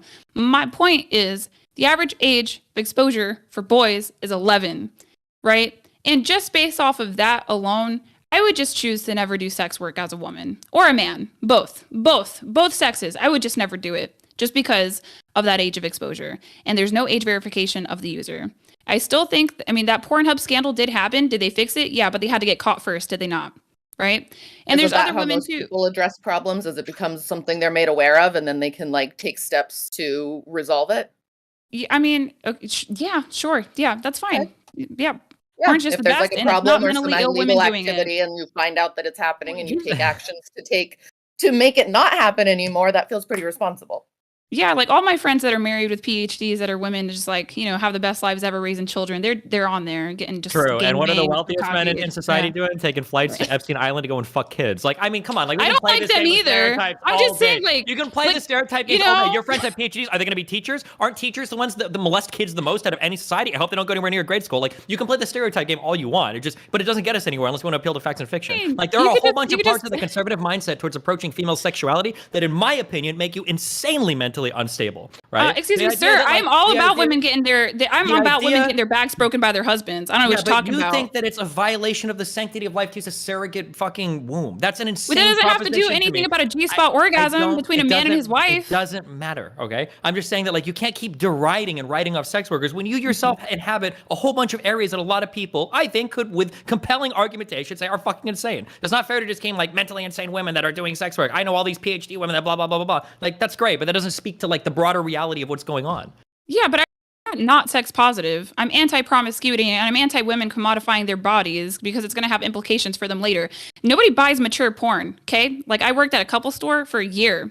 Nobody buys that. The sun sets on that one day. What life are you going to be left with once you That's have a wrinkles in major your breasts or industry. tats? MILF Wait, porn, what life- MILF porn is in Not the MILF. top I said three mature. categories. What life- Mature. what Mature. life Not is- popular, not gonzo, not MILF. What Mature. life does every single male athlete have after their 20s or 30s? Like, I mean, there are some industries that we partake in that have ultra high risk to the body or reputation, and you can't do them forever. But the compensation is usually there for it. Women that are really successful in porn are compensated 20x more than they would be working as a barista at Starbucks. Same thing with men that endure CTE for football, or men that endure a lot of brain injuries for boxing or MMA. But I mean, like, people ought to be allowed to choose those careers if they want to, unless you have a really compelling reason for them not to. And an No, they have 11-year-old their- might yeah, look that's at their porn prerogative. sometimes as not a compelling reason. Well, no, it's a compelling their reason to try to prerogative. stop that, right?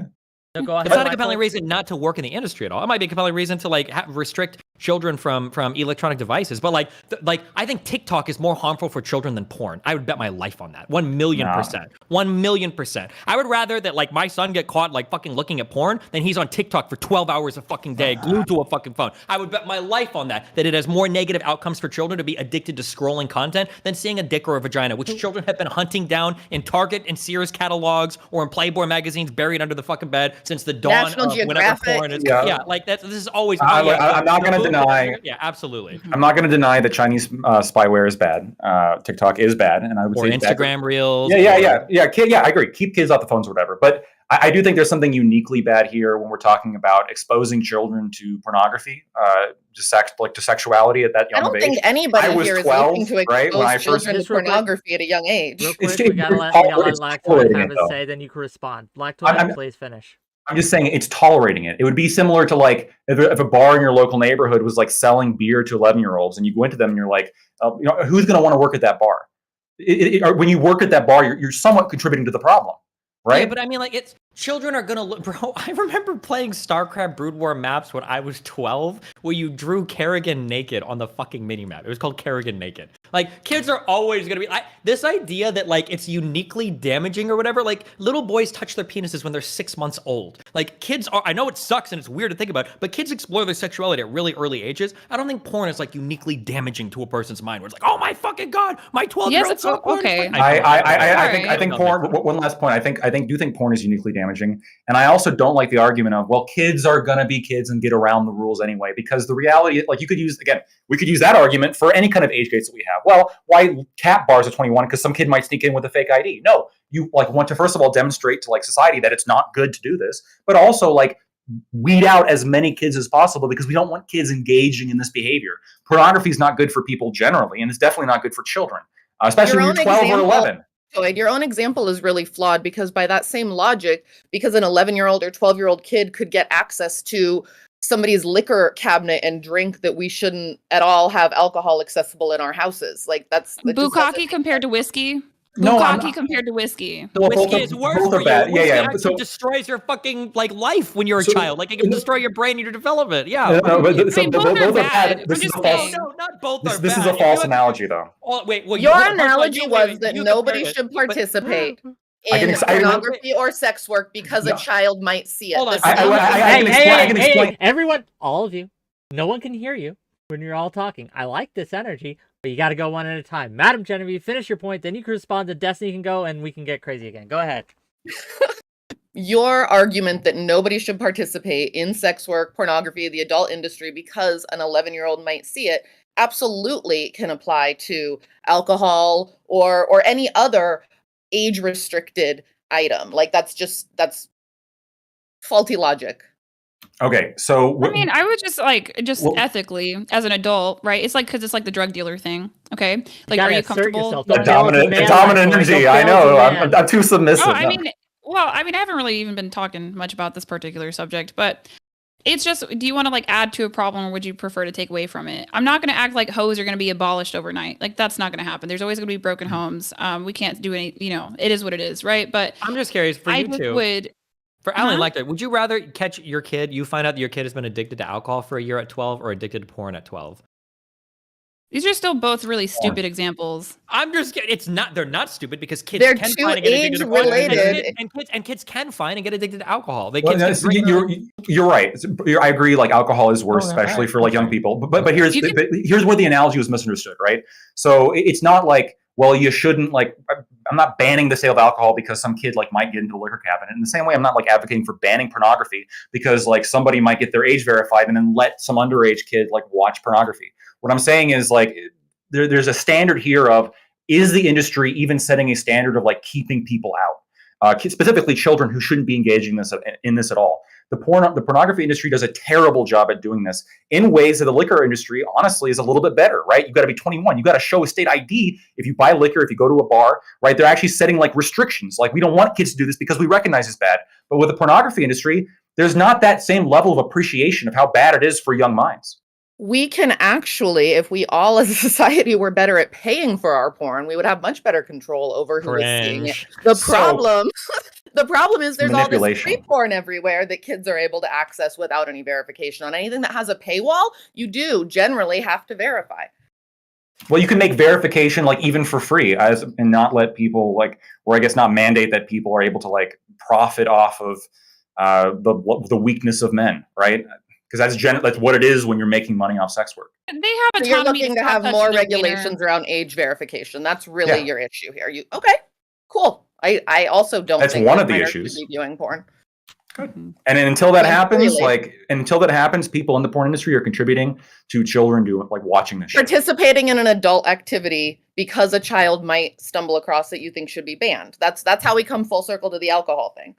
Yeah, and if you're having sex in your house and there's a kid walking around, you should probably close the door, lock the door, take some kind of effort to make sure they don't come in and see you. It seems to make sense to me. The porn sites don't. I'm not denying that we should take reasonable actions to limit exposure, but you're seeming to claim that the entire industry should be done away with or punished, and I think that's ridiculous. Okay. Well, gang, I want to respect everyone's time here. I know I said 6 to 8, and I want to kind of hold to that. We are going to have call-ins after this. You are all welcome to stay. I know there's some people who've been really wanting in to sound off. So if you can stay, I'd encourage you to do so. If you can't, I understand. But I want to give everyone here a chance to have a closing shout out, tell people where they can find you. If they liked your takes or they hated your takes, where can they talk to you at, right? And I want to give everyone a chance to do that. And then we're gonna start here with Madam Genevieve. Actually, I'm gonna work our way around. Awesome, because I do have to go. I have to go sell dildos and play dress up with strippers at 6 o'clock Pacific time here. So this has been a fantastic conversation. I'm really glad to have been a part of it. If you want to see more of my degenerate takes, you can find me on Twitter at Madam Genevieve. And I also do stream on Twitch. So I hope to see you guys there. Hey, check her out. Where can they find you at Twitch? Twitch.tv/Madam Genevieve, right? Yep. Thanks for being here. Allie, please.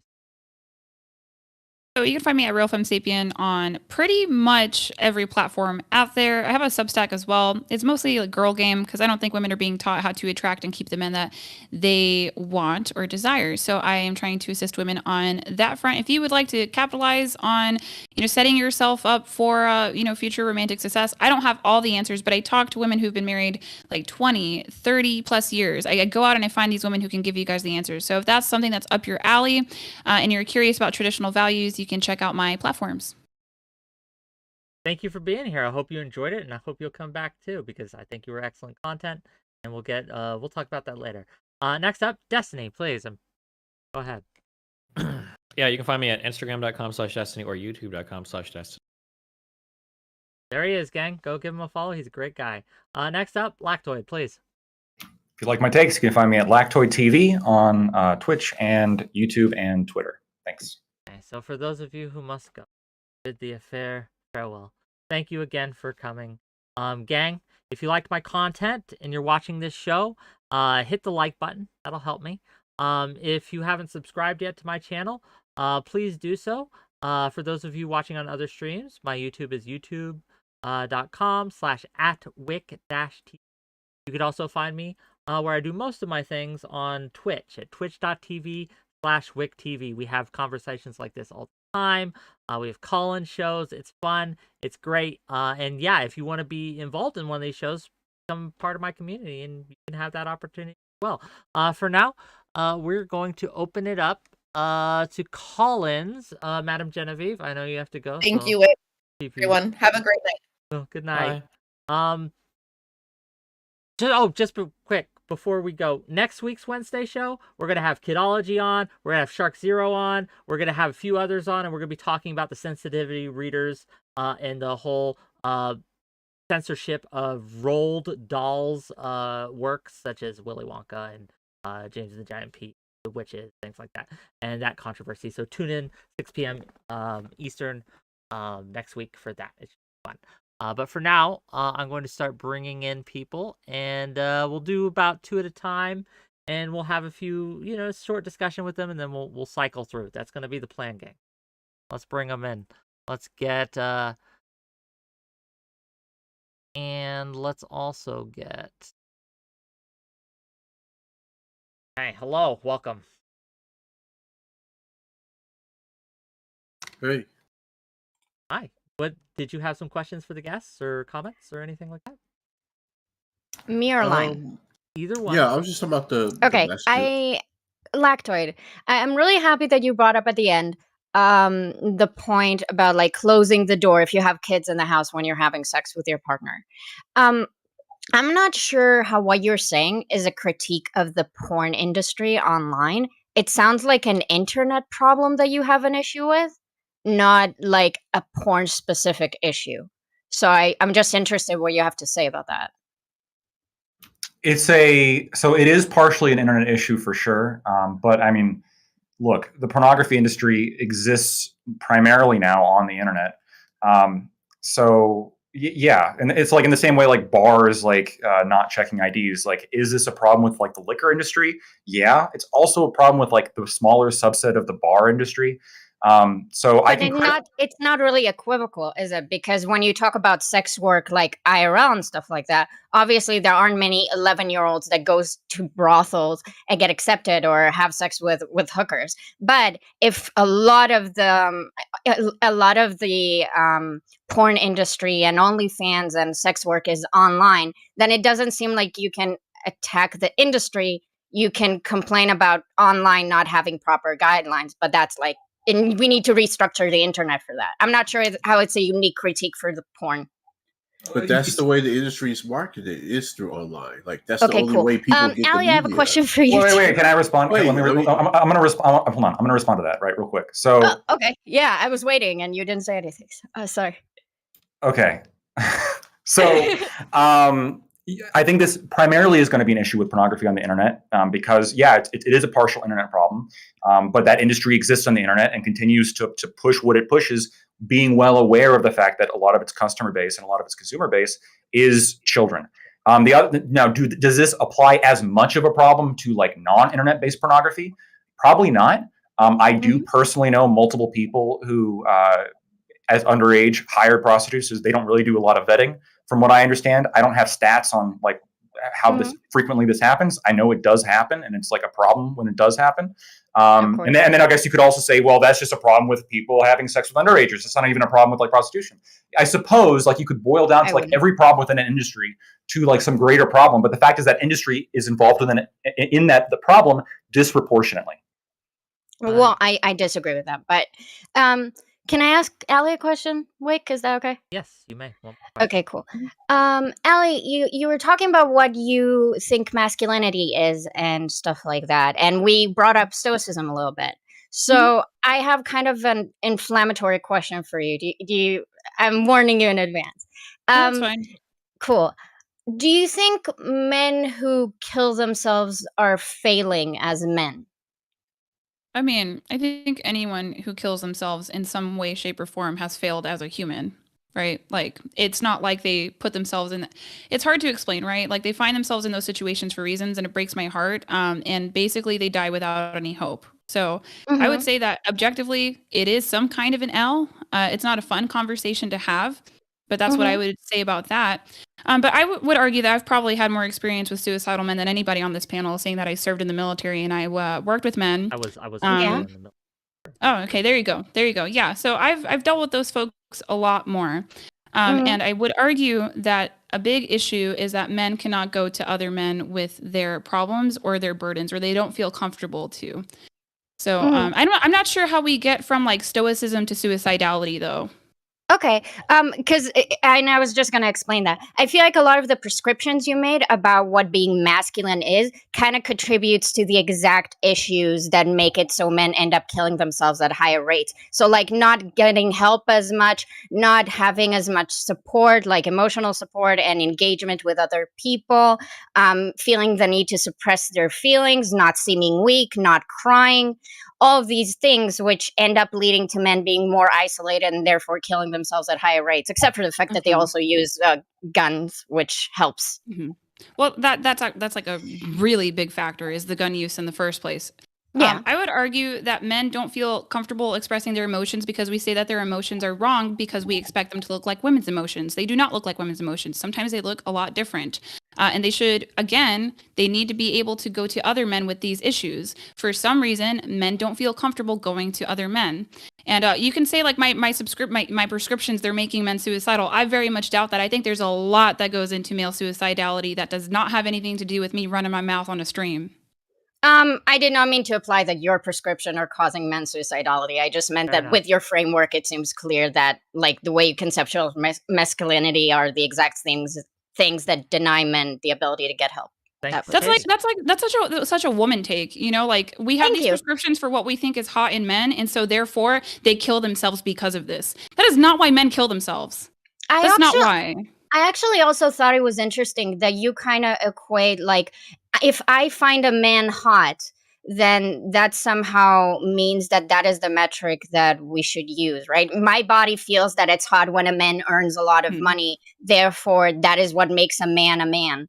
And I just see it as a very weird metric to use personally. But I'm a woman, so I make silly women takes, Well, I mean, that just wasn't a very good take, and that is something that I think that is a female lens. Yeah, no, that's fine. But I would just say, like, show me the swipe facts. Like, who are you swiping on? You swiping on brokies? I'm not swiping. I have a boyfriend. Okay. Oh, okay. Yeah. So, I mean, you've he cries in front of me, though, a lot, so I might dump him. Very cool. You might. I don't know. Yeah, probably. Katie, thank you for calling Okay, good to meet you. I will see you later. Okay, Lime, did you have a question for anyone here? I was talking to Destiny about the manhood thing. I think that the traits that women typically look for men, older, taller, making more money, is that they want the man to be Just a protector. Real quick, if I remember, do you have a question or is this a statement? Well, I was just challenging like his view on that the man. Yeah, I think that that's either consciously or subconsciously they do want the man to be that protector. I don't think that has just gone away just because we live in like our modern society. I think it is deeper than just they're making more money. I mean, yeah, if you want to feel that way, then you can feel that way. But you're just like sending men down a road of like getting perpetually fucked. Like the reality is that just being a protector is not going to be enough to get any woman in a relationship with you because nobody's realistically making selections like that. There's going to be women are looking for older, taller men that make more money. When you say women are looking for taller men, you're describing 99% of men are taller than like most women. So men are already typically taller than women. So I don't know what that means. The average male is like what 5'9", and the average woman is like 5'4". So but it's that they want that. It's not that like if a guy came up to them who was shorter than them, they would say, "No, I don't want you because I desire." That might be the case. And if a guy came up to you with one leg, yeah, you probably also wouldn't want that guy. Like people you compare one leg. Come on, because the chance of being shorter than a woman are probably pretty low. I imagine it's probably what like 10% of guys or whatever or lower. No, it's nowhere near that. Are shorter than the average woman. Well, the average man is 5'9" or 5'10" or like 5'9.5". Hispanics are bringing us down based. But it's like 5'9" or around there. And the average woman is 5'4". You're like multiple deviations off the normal male height to be shorter than the average woman. So when you say like a woman is looking for a taller guy, that's going to be true of almost all men. Like that's just by No, I think what he meant is not like taller as compared to the woman. Obviously, I mean, that's a big part of it, but just taller, like the taller, the better, like over 6 foot. Like a lot of women prefer that. But I mean, like same thing for guys. Like the bigger the boob, the better. The better the pussy, the deeper the throat. I mean, like and there's reasons for that. Well, it's also just not entirely true though, right? Because like the majority of people are within like an inch of their partner's height. The majority of people are going to be in the majority of these qualifying factors. Like people might gravitate towards higher things if they could, but that's going to be true of literally everybody. But if you're a guy and you're 5'9" and you think you're not getting a woman because you're not tall enough or because you're not making enough money, chances are there are other things in your control that you could definitely make improvements on that are going to get you in that area. If you're not 6 foot, it's not like the world is over. That's just not the case. Yeah, but that's not what I said. I said that women want these things. I'm not saying if you're a guy and you're not taller than her, you can't get her. I'm saying the reason that women want these things because they want the man to be the protector role. Yeah, that's what. But women don't want taller and taller and taller and taller and taller men. They want a man that's taller than she is. And what Destiny said is that most men are taller than most women. So like the only variable that maybe isn't understood here is what is the mode height of women? Like what is the most common height of women as opposed to the average? Wait, you're saying that like a woman's not gonna, your average woman's not gonna have any preference between like if she's 5'8", like a 5'9" man, or like a 6'2" man? So there's diminishing returns. There's diminishing returns, right? So after you're taller than a woman, how much more taller than you are than her means very little, and there's other variables she's going to care about way more, which is why almost everybody statistically is within an inch or two of the height of their partner. But there still is returns though, like up to maybe diminishing, but there's still returns, which indicates that they have a preference for that to some extent. But when you guys say preference, the problem is that when you guys speak of preferences, you make these sound like they're massive preferences that are make or breaks for dating. Like all else equal, if a woman could have a 5'10" guy or a 6' guy, all else equal, she'd probably gravitate towards a 6' guy, sure. But in terms of like, what are they selecting for dating? Height is probably not even in the top 5 or 10. Maybe for fucking, sure. But like, there's gonna be a band that you can fall within. If you're like at least 2 to 3 inches taller than the woman, you're probably fine. But you're already granting it, giving them 2 or 3 inches taller than her. Like, I also want to point out, because like the height is one average man- factor. The average man is 4 inches taller than the average woman. Yeah.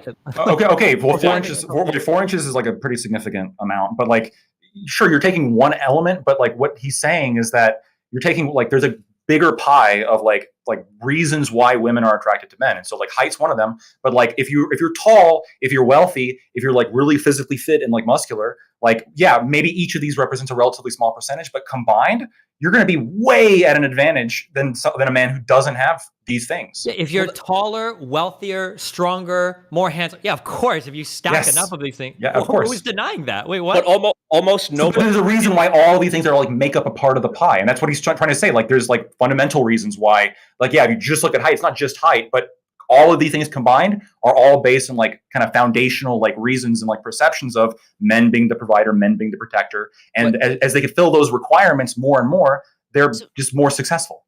But almost nobody is all of these things more than the problem everyone. is you guys. I am. The problem is that you guys are holding up this ideal of like a very tall, very wealthy, very handsome man. That's like such a minority of society. Like most men are going to be tall enough to fit that role. Most men are going to be strong enough to fit that role. Most men are going to be, probably because men still tend to outrun women, are going to be fitting that role. Like these aren't the big things that you probably need to focus on as a man. This is the problem with the red pill ideology, is it's sending men down the wrong path. The average man is hitting most of these things with very little effort. The average man is taller, stronger, whatever, probably looks decent enough for a woman. There are other parts of their life that they're not filling that hole in. And the idea that you just need to be more tall, more masculine, more strong, more wealthy, only like 1% of men are going to be such outliers there that they're going to be able to get a girl on one of those traits. Yeah, exactly. It's like, it's not, the red pill is just what socially maladjusted men find. Like what you're saying is true, but they're not going to hear it. I've had this point multiple times on my platforms. The men that want to understand it, they'll get it. But the men that just don't want to hear it and want to blame the world for why they can't get a woman, they're just going to keep that thought in their mind. Yeah. So, Hold on. What's being overlooked here, what is absolutely being overlooked here with that red pill ideology is that entire thing, to me as a woman, feels like a complete cope of hating the men who are 6 foot rich, all of the above, and this ideal man that's such a small minority. To me, it just looks like you absolutely fucking despise that guy. And I'm personally happy that that guy is getting what he wants. My concern is that we're all getting what we want as best as we can, as long as it's something that's good for everyone. And one of the things that keeps getting overlooked, and was overlooked in this panel too, is that the vast majority of women have reported that they like men who have something that men are saying is female, nurturing. We like men that are good with pets and good with children. We absolutely adore it. And every single survey, we keep saying it. And it's like everybody's ignoring us and going, oh, they just made that shit up or something. That's something we actually want from men. And that would be considered somewhat feminine, would it not? We want men who like kids, who like animals, who like pets. Like, look at how many more these men who have dogs in their profile pictures, look how much more they're favored, because we know that you're a nice person and that you like, people or anybody who's vulnerable and needs our help. So why are we overlooking that? So I think the reason why it often gets overlooked is because like that advice was given to men for a while as well. And the problem is that if men only embody those things, it also falls flat, because it seems that they, like a lot of women seem to require a minimum level of masculinity before they have the feminine traits, right? So like the feminine traits are also what they want in a partner. They want a guy who seems to embody both of these things. The problem is that if you only give them the advice of like be more feminine, a lot of men like don't have these masculine role models, and they're like struggling to even like have a conception of masculinity in themselves, that they're focusing on the one, because it does seem to be the case that like a lot of like really sweet, soft guys tend to like fall pretty flat with women because they don't have like the necessary prerequisite of like masculinity. I don't think the issue here is because people keep saying that. I don't agree with that the problem is men are too feminized, because then what we mean when we say that is people are saying feminized implies all of these horrible, weak personality traits. When I look at like the average guy that society would consider like feminized, it's not like the guy is like very emotional and he might talk with a little lisp and he's kind of gay, blah, blah, blah. It's usually a guy that's a fucking emotional wreck. And that's not a feminine trait either. Like an ultra feminized guy that's having problems with women probably embodies a lot of traits that women that have problems with men have. A guy that's overly emotional, that is completely and totally unstable, that can't have healthy relationships or conversations, that like gets too obsessed or not obsessed or detached with all these different things. These are not like embracing his femininity too much. It's just being a train wreck. Could we You can rephrase? just say that's like excessively feminine behavior, though. Could Like, we- No, say- it's not especially feminine because okay, any woman that inhabits those traits, usually if you think of like really feminine stuff, you'd think like these are positives. But I don't want a woman that's at all in that direction of being like super unstable. Like Right. Yeah. But I want It's to point out, possible. but my thing that I'm pointing out though is just that what we're doing here is we are saying what masculinity is, and it seems like we have intentionally, when it comes to red pill ideology, we have intentionally deleted fatherhood, which is a massive portion of manhood and our understanding of men. So it's obviously you can be a man without being a father, you can be a woman without being a mother. My point does remain though that we don't ever want to be in a position where fatherhood or traits that women have consistently said they want are being completely deleted from the discussion over some weird little cope that it begins to just target happy men who happen to have the luck of the draw genetically, and now we're going to hate on them. Like, that's fucking stupid. I don't understand that at all. So I feel like we can completely just like get away from this problem of diction with feminized men and just swap it to emasculate men. Like there's nothing masculine about you. It's like if we say masculinity is like having emotional control and being able to handle your shit and yada yada yada, because women can do all of that and we can call it masculine just for like ease of access or whatever. If you have nothing masculine about you, you're a mess. You have no order. You have no control. It's like the yin and yang. So is it possible to just use that diction instead of feminized emasculate? I think you can, but the issue then is that like people, I get so triggered when people gender some things that are just so like obviously like these are your fun. Like for instance, we say like my man is so masculine, like he washes his ass in the shower. Like no, you would say like it's basic fucking hygiene that everybody should have, female and male. That's not a masculine trait to have to brush your teeth in the morning, right? But then people will say things like, oh yeah, like he was very feminine and that he was like crying or an emotional wreck every time I saw him. I was like, bitch, I don't want a fucking woman that's like that. I don't think anybody wants a woman that's like crying and screaming all the time. So it's just weird when we talk about that in terms of masculine or emasculine. It's more, there's got to be like fundamental things that most people have to have together in life. And then we can talk about like masculine or feminine traits past that. But like a failure to be just a basic functioning human being, to call that like emasculating or unfeminine is just very strange to me, I think. So do you just not think that there are masculine and feminine things, though? They're absolutely masculine and feminine things. Okay. Well, I think a metric Right, that's so often it's sort of- missing from this conversation is maturity, right? Like a lot of things Yes. that we're talking about is like maturity or immaturity. I think Yeah. like when it comes to things like emotional, like sensitivity and like expression, I think we still do typically categorize that as a like femme thing, in large part because of like we'll often see like femme people that are more willing to express their emotions, not because I think it's like obviously a biological thing. I think a lot of like trans women would even report this, like when they start going on things like estrogen and progesterone, they start experiencing like heightened like volatility, particularly with negative emotions. So they experience a lot like greater intensity levels of sadness, but like a lot less anger, whereas like anger seems to oftentimes be a way that like more often masculinely emotions expressed. But I would say like in either case, if you're a dysregulated emotional person, you're being a little boy or a little girl. You're not really being like a man or woman necessarily. I want to give space for Allie here, and I just want to lime mashed potatoes. Yeah, we're gonna move you out and room for someone else cycling. But thank you for being All right. here. And I can head out too. I just have one question for Allie when she's finished. Yeah. Okay, that's fine. Yeah. Well, I was going to respond to some of the things you said. Okay, so number one, acting childish would imply like a concept of neoteny, which seems to only be attractive in women. That's why it's more accepted when women are emotionally dysregulated. Also, we're kind of given a pass because of our hormonal cycle. Men can be emotionally dysregulated as well, but I would think that that is probably why it's attributed as like a feminine quality. I disagree with that. I think if you act childish, you act childish. Aside from that, when we're talking about like red pill ideology, I'm probably the one person who's like talked to majority of these red pill content creators, not just online, but like behind the scenes, and I've met them in real life.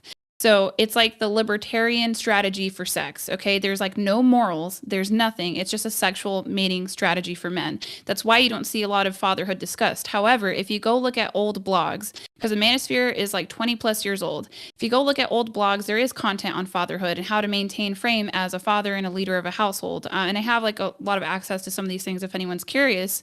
But that's why you don't see an emphasis on fatherhood. Aside from that, reproduction rates are what they are. 50.1% of women are childless by age 30 in the UK.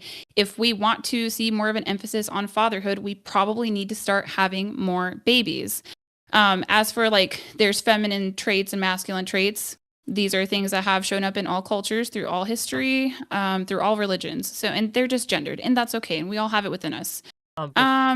That is what I would say. The sermon part aside, though, for me, one of the most appalling things that I saw today was you did bring. I mean, good job on bringing the woman hate with the tough titty to Jen, and oncology and wanting to have children. I mean, good job there.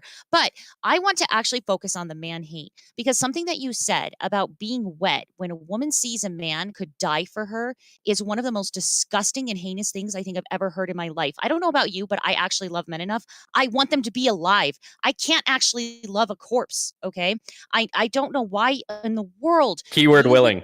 Physically, I don't know why in the world you would get physically turned on and tell that to the public that your husband could die. Bitch, he's your man. Do you not give a shit about it? And keyword willing.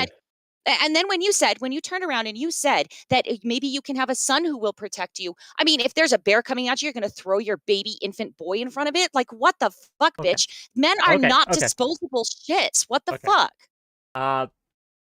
Well, I don't know if that was a question. Stab question. Being a cunt. Yeah, why would you dispose of your man? Where is that man hate coming from? Willing. Keyword willing. Willing to. Oh, yeah. Can you just mute her or something? Like, I can't even respond.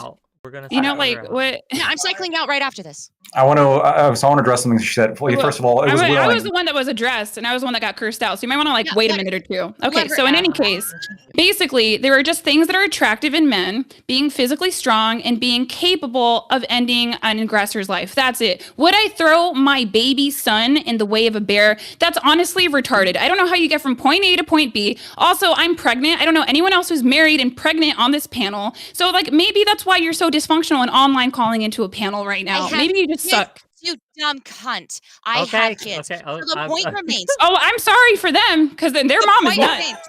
No, the point continues to remain that you actually said that women get wet at the thought of their husbands dying for them. No, I don't think I said that. I think MMA fighters are hot and they make a lot of women drip. That's what I think. She said men who are willing to engage in self-sacrificial roles are attractive to women, not men who literally are killing themselves. Men dying are women. Men dying are not hot to women. I'm sorry. Bro, stop. Please just stop. You want soldiers that are willing to die. You need to be willing to die to fight a war, right? The army doesn't want the soldiers to die, but they need to be willing, right? Sure, I was one. Thanks. Stabby? The fuck does that mean? Thank you for calling in. She was a soldier. That's what she said. Yeah, I had the same thing. Big Thank deal. you for your Doesn't matter. service. No, were you willing to die? Stabby? No. Yep. We got some soldiers in the chat, please. That made you a good soldier. All right, Call guys. in later. Bye-bye. I mean, my husband breaks my back regularly. It's fabulous. I don't know about anybody else. I'm having what the hell? Okay, 10 flicks, send in one more. Flo Trace, what you got for us?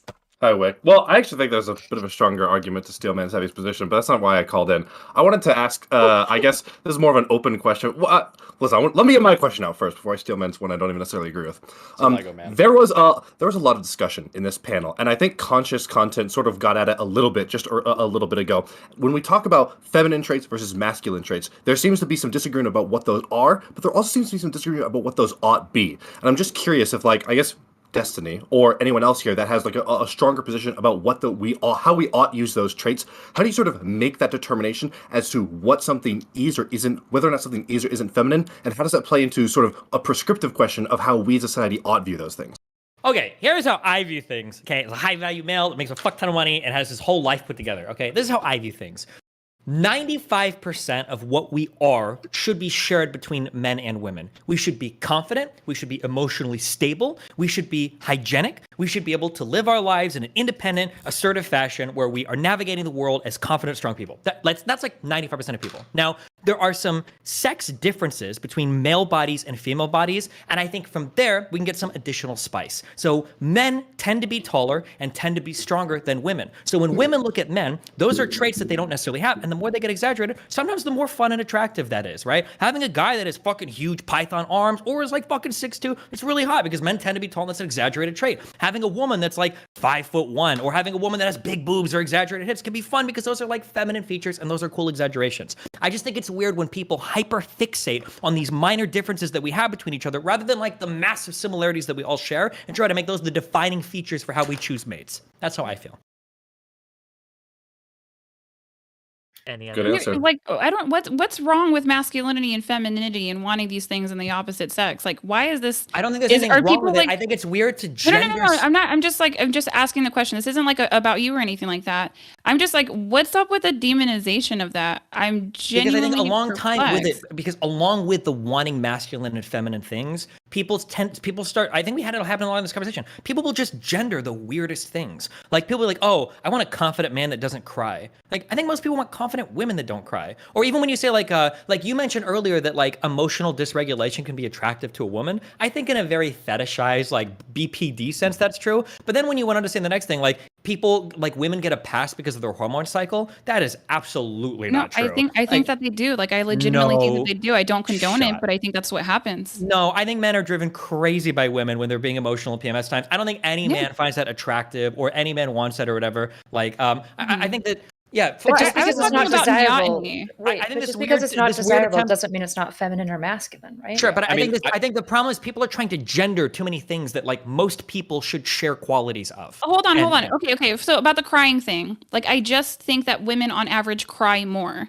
I think that we often try to say that like men's emotions should look like women's emotions. I think they might look different. So if we're looking at like that emotions wheel with all the different colors and all the different names, I made a joke with my husband the other day. I said, I wonder what it would look like if men made it. Right, like what would their emotions wheel look like? It'd be completely different, in my opinion. So that's like one thing. But I was talking about neoteny, right? Where acting childish for a woman can be attractive sometimes, whereas like acting childish as a man is not considered attractive. It's very different. I mean, but again, it's also like hyper. Like I hate that I even know this fucking example because it drives me crazy. I think that men that are attracted to childlike women are cringe, but so many women fall for the fucking 35-year-old skater boy man-child aesthetic from men. It is so fucking cringe, and all of you motherfuckers should know. I'm 34, and it was a huge thing in my generation, and some of them still do it, where they're these 32-year-old guys that are massively balding, that are disgusting, but they have like that skater boy, like little boy aesthetic, and women Mitch fucking Jones. love. Wow, I was trying to name names, but there are women that get obsessed with that shit too. So I don't know. Like again, I think that we're still like hardcore gendering everything. I don't really think it's that gendered. I think that we have way more commonalities than we do differences, in my opinion. It just sounds like your argument is that there are good traits and bad traits. Yes, maturity is what 𝙎𝙬𝙘𝙧 said earlier. What I think is true. Maturity is something we should. But isn't there like a masculine form of maturity and a feminine form of maturity? Yes, that would be kind of the detail that I would add. I think like in the case of like, you're right. Nobody wants a super emotionally volatile like partner in general, right? But that doesn't mean that we can't gender the trait as well, because we can talk about healthy traits and toxic traits of both like masculine and feminine. And the reality is like, to me, I don't really care which traits we lump into these things, because I think masculinity and femininity is like almost exclusively like a social construct that we use to like simplify language. So I don't really care what we capture into these things, as long as we realize that like men and women can exist in both of these things, right? There are ways that like women can be childish that might be gendered as well, that like men can still be childish in that way. I would just say that in that moment there be maybe the opposite gender construct in that moment. Yeah, and I think and for the exaggerated traits too, it can be really fun to play into those roles with like otherwise mature people. It's fun to be a man and to watch a horror movie with a woman and have her get scared and like cuddle up with you when you're watching it because she takes. You confess. You confess. I've never said anything different, right? I know. Like those little differences between men and women can be like the spice of life. Like that's fun. It's fun to have a woman like hug you and look up to you and like have her when she cuddles, she's like on your shoulder, whatever. Like there are some of those things that are fun, those exaggerated differences. But pretending that we're so different in terms of gender just drives me fucking crazy. Yeah. Okay, that's me. Speaking of driving people crazy, okay. It drives me crazy when you do this, okay? When you talk about the engenderment thing, right? And then you say, okay, people engender all sorts of stupid things that shouldn't be engendered. Therefore, engenderment is stupid. Why do we have to gender these terms? The fact that people engender things wrong doesn't mean that engenderment is stupid. It means that people I just gave you examples of where the engendering is fine. I know. What I said before is there are some natural differences between men and women in terms of like neuroticism, in terms of how emotional you get. And some of the exaggerations of these things can be fun to play around with, right? I don't know how many guys have experienced this, but you can find the most feminist woman in the fucking world. She loves to be fucking dominated in the bedroom. That's a stereotype that has been absolutely true in almost all of my life, right? People like to play in these roles, and it's fine. Just recognize that these are like the spices and flavors of a relationship. They're not the fucking focal point, the most important thing, right? Again, I think they're massively similar. Yeah. Okay. People have been engendering things though in like a super deep, important, spiritual way for like 6,000 years, right? So it's probably reasonable to suggest that this has made it into our psychology. Not that it's transcended reality and changed the fabric of like ontology or anything, but it has ingrained itself in our psychology. I think the issue, real quick, the issue that I had before, the problem little- is right now. Oh, sorry. No, it's okay. I'm just gonna do a little cycling out. So, curious content, Flow Trace. Thank you for coming. Thank you for being here. Thank you for contributing. Thank you, Wick. I'm gonna move you out. Okay, carry on. I think the issue is that we've come up into a very weird spot in history that I think is unique now. Maybe it's not. Maybe everybody's felt that way. But women have subsumed so much of what was traditionally masculine. Yeah. Being able to fuck without consequence and being able to work a job. And I think that, I feel like if you would have asked 50 years ago, well, how would this have worked? People would have said, women will probably make roughly the same sexual choice. And I don't think women will want to work. Because honestly, we thought women were fucking math retarded and are too stupid to go to class for physics. Like, because they're women, they're dumb, right? But that's not the case. Given these two little changes, education and jobs and birth control, we're starting to find out, okay, well, some things we thought were just biologically ingrained in us were way more socially kind of doctored or constructed than we originally thought. And if women have done all this, like they've got their femininity and now they've completely dominated this masculine role too, where they're earning more money, outperforming us in school. Well, as men, now it's like, well, what are we going to do? The answer can't just be more masculine, more masculine, more masculine, because that can't be the answer. It's not going to be the case because just having the same sex isn't going to be enough. I completely agree with you, but I don't think the problem is that women are becoming too masculine or that the gender roles are changing or whatever. It's that women are unironically becoming better at being masculine than men are. Like, I think men are bad at being masculine and they're bad at being feminine. And like the reality is, a good partner is not one note, right? The most extreme feminine person is not like beautiful, wonderful, amazing, responsible trad wife. It's neurotic freak that can't get out of bed. And the most ridiculous one-note masculine man is not Giga Chad superhero Audie Murphy that fights the war all by himself. He's antisocial freak that goes to prison. Gotcha. I want to give space before we go. I want to give space to ASD. He's been silent. If he has nothing to say, I'm going to kick him and make room for more people who will contribute. Can I go next after him? Well, we'll continue the conversation. You can interject as you will. ASD, got anything? Or are you just here to... Yeah. So I've been sitting on and I've listened to a number of like the porn debates, especially. And I know it's gone a little off topic because you guys have, while in the waiting room, have gone to something else. But so in my profession, one of the things that we do is we work on what they call mobile trauma service. So we go see individuals who have trauma where they're at. So we tend to work like overnight shifts. We might work like 11 to 7 because most people that have pretty significant traumas are sleeping during the day and up during the night because they might have some fear and issues like that. So here's the thing. You've done all these porn debates. There's been like 100 million porn debates. And one of the only things that everybody talks about is the classical idea of pornography, stage pornography, where they go to a set. But the bigger issue that we're running into now when working with kids and adults is the pornography of individuals that didn't sign up for it, that aren't getting paid for it, didn't consent for it. And I do agree with what Destiny said, is that one of the worst things that we're running into now is I think that TikTok is way more toxic than traditional porn set. Here's money, we're paying you for your services. Because there's a lot of people now that are being entered into what would be considered the porn industry without even their knowledge. So there's kids, there's like adults, revenge porn? All of it. We're talking about... But is dancing on TikTok porn? Is that like a girl dancing on TikTok and Absolutely. guys like it can be. I don't know if we can define that as porn though. But Porn just isn't because somebody everything you jerk off sexualizes to. it, yeah, just because you sexualize something doesn't mean it's porn. Yeah. But that's not where it starts. So yeah, but you're defining dancing on TikTok as porn. That would be like because a couple people jerk off to pictures of like dog asses. Now any photo of a dog ass is porn, and it's like, well, This that's completely panel's not porn. true. But the casting Somebody's couch, jerking off. Hold on, let me explain. The casting couch is the girls that dance in their little pajamas or their sweatpants. That is the new casting couch. The casting couch is looking and finding adolescents or young adult women on TikTok or Snapchat and then saying, hey, I will pay you $500. I will send you a Venmo. Do you have a Cash App?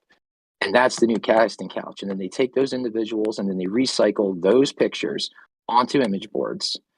And then they trade them like fucking Pokemon cards. Here's the issue, bro. And then they start to and then the groomers start to target particular people and women and wear them down. If you And broaden that's more of the pipeline now. if you broaden the definition of porn to anything that can theoretically get your dick hard, then all porn is fine as long as it's not of a minor. But it's not if they're not consenting or getting That's the issue. You just can't broaden definitions to mean anything. 'Cause then nothing means everything means nothing. Like there's a difference between like porn and someone dancing, right? Yeah, you're outlining like a sexualization process that I think probably everyone would agree that there's like this element of like, yeah, like as we like normalize sexualization, people are going to be more comfortable with it. Probably people who maybe end up in the porn industry now wouldn't have otherwise if like they weren't exposed to like earlier sexualization while they were younger and stuff like that. Like I'm sure there's an element of that kind of like career drift that occurs, but that doesn't mean then that the stuff before porn is also porn. Right? Just real quick, Destiny, if you could check your DMs, I had a question. But anyway. So I kind of have to agree a little bit. I don't necessarily know if, again, I don't want to say TikTok dances are pornography necessarily because they're certainly not, but there is an issue in society where we're hypersexualizing everything. I mean, advertisements are completely selling sex 100%. We're having children exposed to these things at an extremely young age.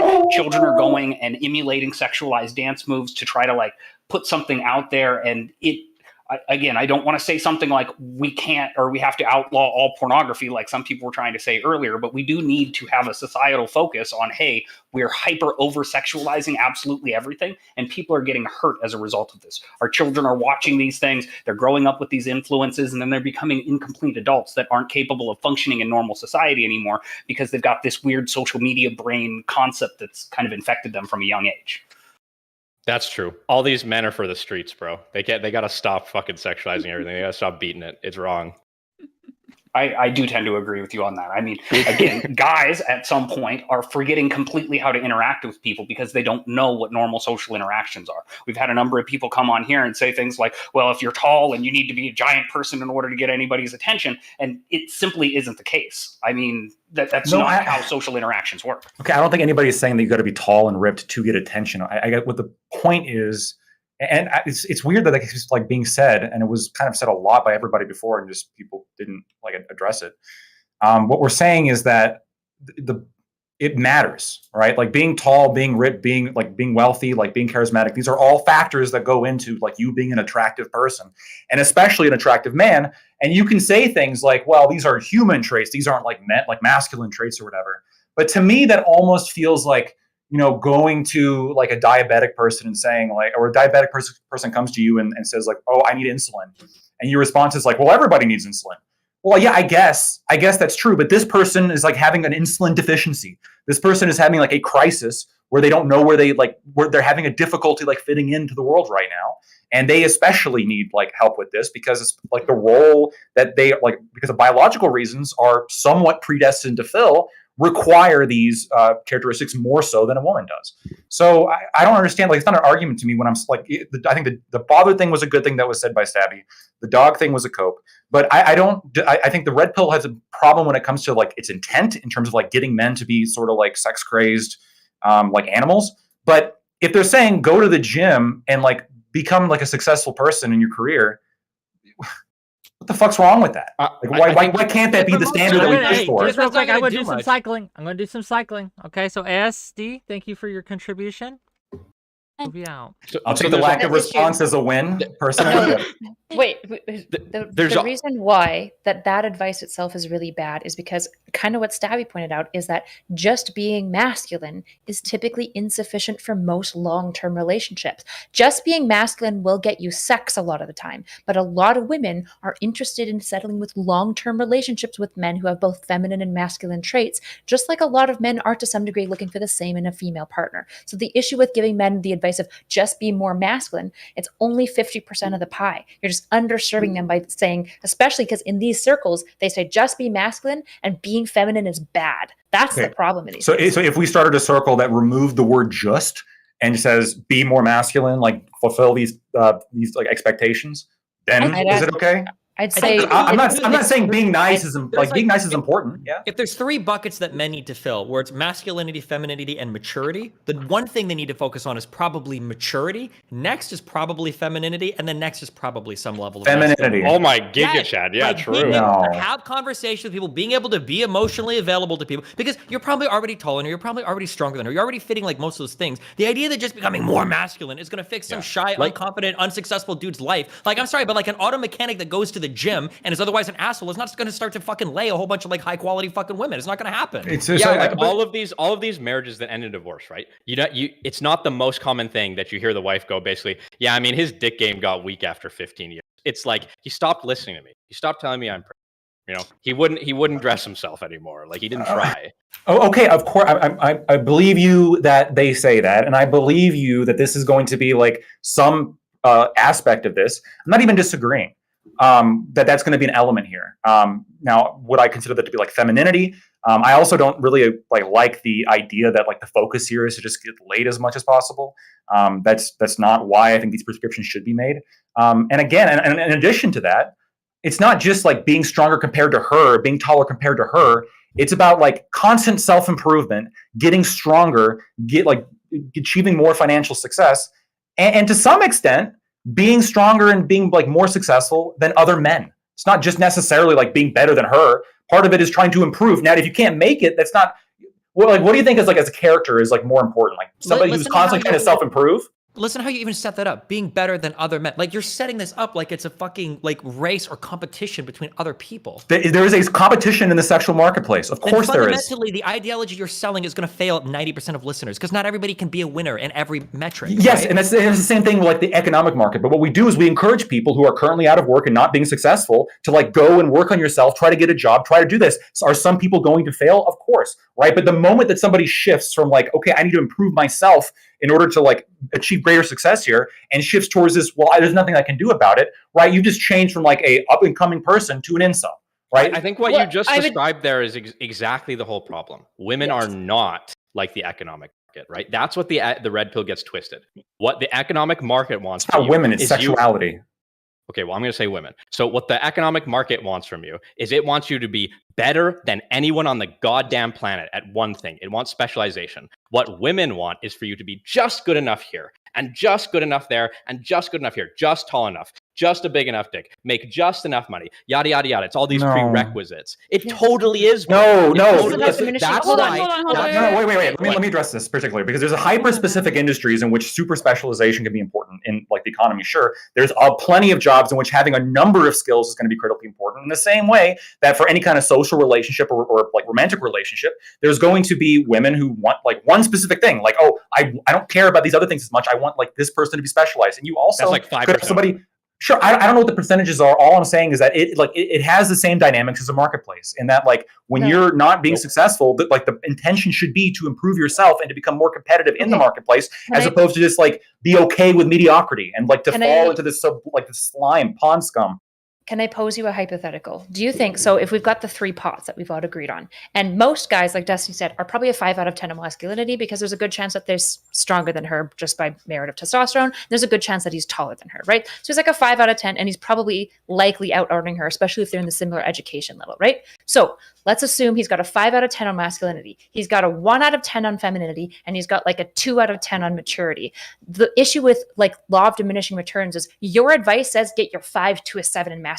And it's like, it would be way easier to put less effort to get the other 2 pots to 5 out of 10 as well. And that in and of itself will massively jump you out in the market of being way more interesting because like Nick said, a lot of women aren't just looking for a niche man of like, oh man, I just love this guy. He's extremely hyper masculine and that's it. What they tend to say is, I admire him on a number of different metrics. He's driven, he's competent, blah, blah, blah, blah, blah. Just a quick question on your point, just real quick. Wait, I'm scared to even Ali's trying to get in. Ali's trying to get in. Okay, go. All right. Yeah, shut up, Destiny. My bad. I don't know what red pill content y'all are watching besides what the algo pushes, right? It's like a drug pusher, okay? It's like whatever's going to shock you.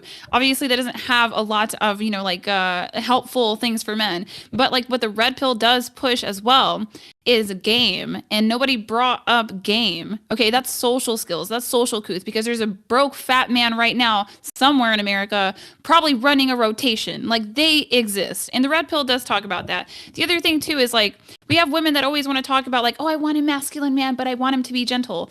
The easiest way you can do that, 1, sleeping next to him as a woman. 2, sleeping next to him as a pregnant woman. 3, having a freaking baby in the house. Like we want to force these things. We want to make him softer. Like his hormones are going to adjust to an infant in the house. That is the worst, most untrue thing I've ever heard in my entire life. You will never. Let me give this one thing. You don't think so? Okay? But that's true though. There's data. There are very few things that I will data. say resolutely. There is not. Okay. Do not ever have a child to change your man. That is like probably the worst advice I've ever heard in my entire life. No, that's not. I didn't really for that. Well, no, but I'm saying that like there are a lot of guys who like. Here was the question I was going to ask before, because we talk about like these types of like people, these types of men that we want to get in relationships with, and this maybe you guys are all from virtual families with me. How many people here feel like they have like a hyper masculine father?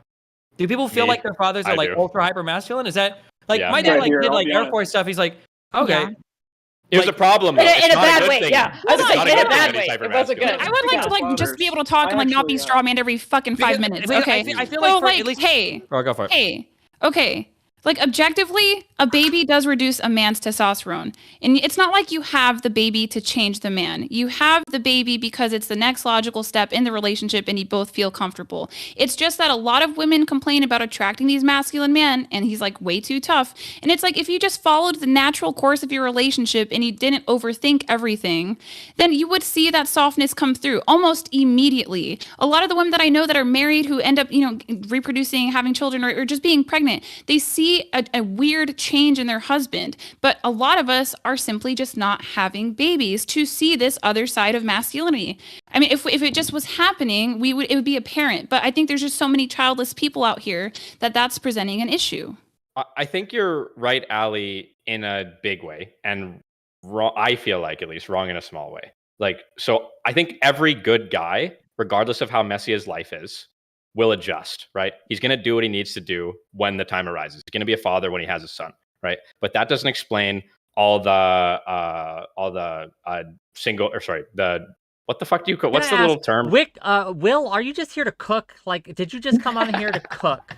I was thinking that maybe I would show some feminine values as a man here. That way we could show that. Well, I'm going to show you masculine value. Wait, no. Okay, we're going to cycle that doesn't explain all the deadbeat dads, right? That it's like somebody online. Yeah, but I talk from like the context of a reciprocal marriage, right? Like I understand the degeneracy that goes on and like, single mother homes, like I came from one, like I got it. But I'm talking about like these very normal, that we call them old school, these traditional values. Like y'all ever think that sometimes they work? They might work for like a considerable amount of people, Almost everybody probably. And you but they're also dysfunctional for a considerable amount of people too. Are you here to just sit or are you here to talk? Well, I've been trying to talk, but I haven't been ready. So, but if I could go now. So I think that generally what we're getting at is that society has moved to education, like women doing better in education, and the workforce has generally shifted to service industry and healthcare jobs versus agriculture and like factory jobs. And so men feel a general dysregulation in society.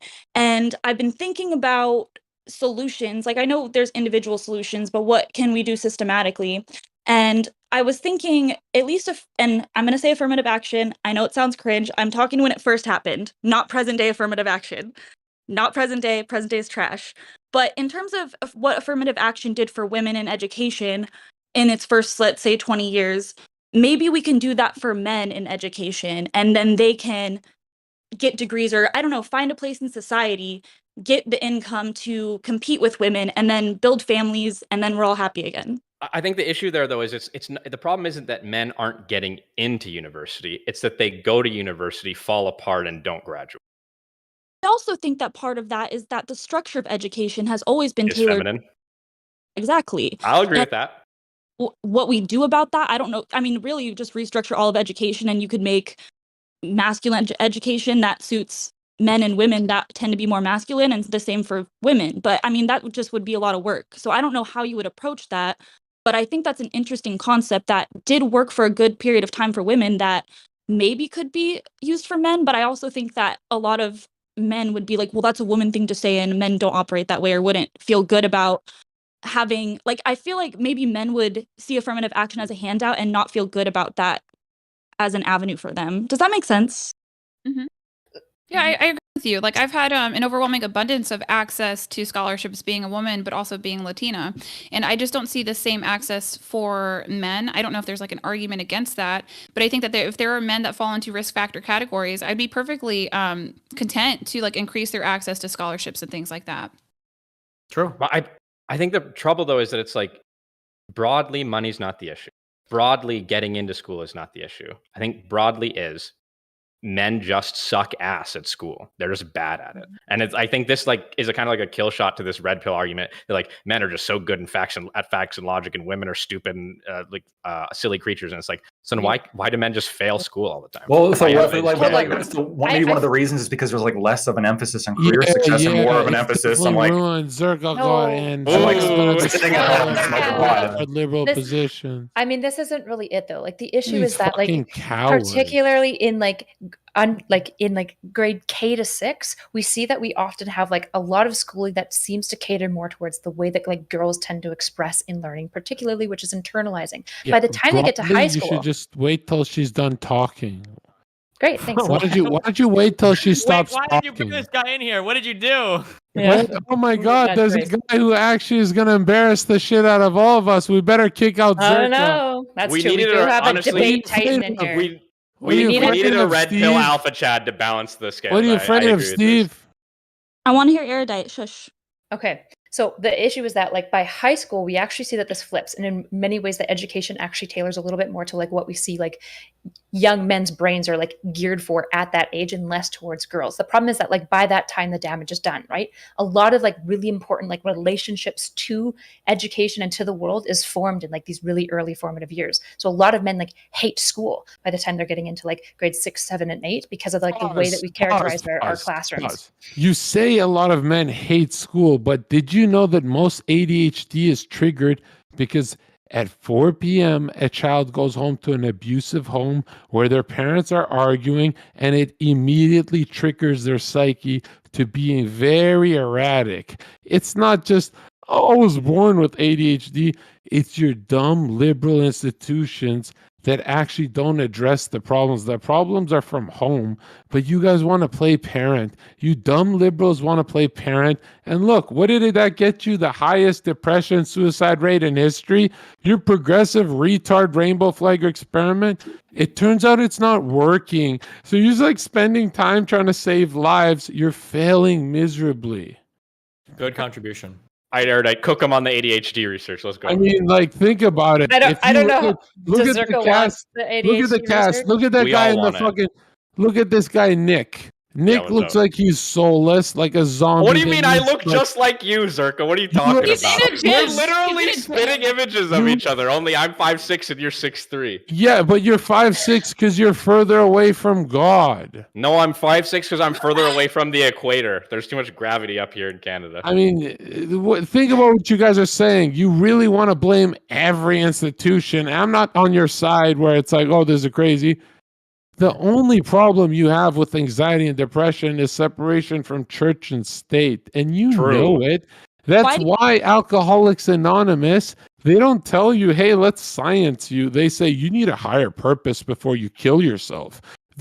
Alcoholics Anonymous will not give you science. They'll give you a higher purpose because the true psychology is not your gay 20 years of progressive bullshit. The true psychology is what lasts for thousands of years. That's the first book ever made. That's Christ. Why do you wait, hold on, Zerka, are you Christian? Am I Christian? You said Christ, right? You said Christ, no, think about what you're saying. Your whole moral compass is. I'm Christian. I'm Christian. I'm asking you. No. But even if you weren't, your whole moral compass is. It doesn't matter. It doesn't matter. It doesn't even matter. Your whole moral compass is based off Christianity. Yeah, but I'm also Christian, right? So my whole moral compass is that whatever God says is true, right? I'm like a I'm a I don't. Yeah, God said if you want a good psychological upbringing, you should stop trying to pretend. But are you Christian, Zerka? That's what I need to know. I want to give Ali some space here. Am I a Christian? Right. Hold on. Excuse me. You're saying if my idea, if you don't moderate on this, will never happen. There we go. Ali, go ahead. Okay. So like Zerka, you make You make some points here. Okay, I'm not gonna lie. Right. Look, we do have like he makes some, you know, in the most raucous way possible. Like Yeah. I don't disagree with all of it, right? I do think that there is this big problem. Like we were talking about like disaffected men and how to help them, and we always come up with these really stupid feminine ways to help them, as if it's going to apply the same way that would work for a woman for a man, right? I mean, we have a very feminized field of psychology right now with a feminist leaning. So if you are a disaffected male with mental illness, you know, like you go into a therapist's office, what are the chances that you're actually going to receive help? And then we have like a high rate of like mental illness among mental health practitioners as well. That's a common trope that you'll hear from medical providers. So like I do think that, yeah, you know, probably the progressive way that it's been so far with the rate of suicidality that we have in men, maybe there needs to be there needs to be reform. And I don't know what that would look like. I don't know if it's like men taking psychology back or like creating an equal psychology, like affirmative action, but on the professor side of things in psychology, you know, like, I don't know. We're gonna do so just before we go on, before I unmute Zerka for a little bit, and we're not gonna keep him long, just one or two more statements. Dripping and Q2, did you have anything else to say?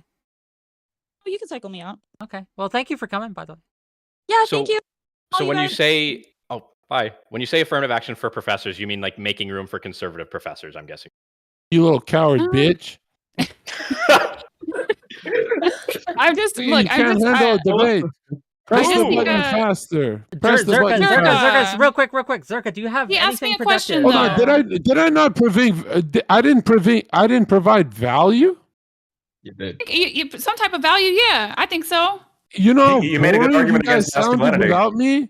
You Bro, guys sounded Zerka, like you were gonna kill each other without Your me. shoulders are the only value I need on this panel, bro. I think you need a cam up. You're hold on. You're telling me my argument is invalid because of why? I don't think anyone's even said that. I mean, Yeah. Ali literally said she agreed with a large portion of your argument. Yeah, nobody said your argument's invalid. But I do think you should cam up. I think you could add more value, even more, if we could see. No face, no space. Icon, yeah. Wait, what was the argument? Could you just repeat for the panel? Here's the argument that Briefly. all of the sexual. It's that America is without God. Okay, that was the argument. No. It's Zerka? God. Zerka? It's the world without God. But raise your hand if something happened to you as a child that formed your shape of thinking and it was a sexual experience. This was Bruh, come on, man. Why are you being shy? What are you guys, adults? I would give Q2 just real quick. I would give Q2 space. Q2 had a thought. According to Freud, it should be 88% of you raising your hands. Hold on, you can't be quoting those degenerate I'm done. philosophical psychologists. Cocaine addicted, studying hookers. They're already Bro, I wanted to ask what he was but drinking. you had a good point, Nick. You had a good point. Like, what would affirmative action look like? Like, I'm not. I think for professors. Because I think it's just such a feminized field right now. I don't know what that would look like. I think it needs to be liberal and conservative men, and I think that there needs to be conservative and liberal women in the field as well. I don't know if you can affirmative action. What is it? A diversity of thought. If you could, that'd be cool. I don't know how you would prove that, and I don't know what the repercussions would be. But yeah, I'd like some balance because I would be afraid to send my son to a therapist, if I'm quite honest, because I don't know like how indoctrinated these folks are. Like I would very much have to rely on my husband, and I think that that's sad. These men should have access to good care. Yeah. I mean, I honestly completely agree with you. I think a lot of our problems would maybe be better if we could get, I don't know about more men, but more masculine role models in education, especially in primary school. I think even more so than university. Yeah, that's probably a pretty good idea. Yeah. Yeah, it's like how do you get more conservatives in college in general and stuff like that? That's like there's a couple things. There's like the liberal like pressure like pushing out conservatives in academia, but you also have a bunch of conservative like large bastions of conservative culture who just like hate science and think that like academia is bad and evil, right? Like I remember growing up Christian and going to university and being warned not to go because they were going to like steal me away. And so it's like there's this real piece that like there isn't a lot of space for conservative people in the academia, but also there's not a lot of conservatives like raising their kids to want to pursue things like knowledge and education. True. My state recently did like a whole survey on the public university system here as to opinions towards other political beliefs, and like not being welcoming to conservative opinions is an understatement. I think over 70% or over 80% of conservative students I think for professors, it was even higher. But for students, they felt uncomfortable expressing opinions. And on the left-wing students' perspective, over 70% wanted to actively censor conservative opinions on campus. They didn't think it should have, even be able to be expressed. So the culture has absolutely shifted towards a very one-sided ideological narrative. But that's a cultural issue more than anything, right? Like that's not necessarily left-wing or right-wing dependent. That's just a cultural norm to suppress any ideas right now that aren't part of the current narrative that schools are trying to push. Well, so here's the thing, though. The conservative students in that same poll, did not share this opinion whatsoever. They were extremely tolerant of other people sharing their opinions, and they didn't want to censor them.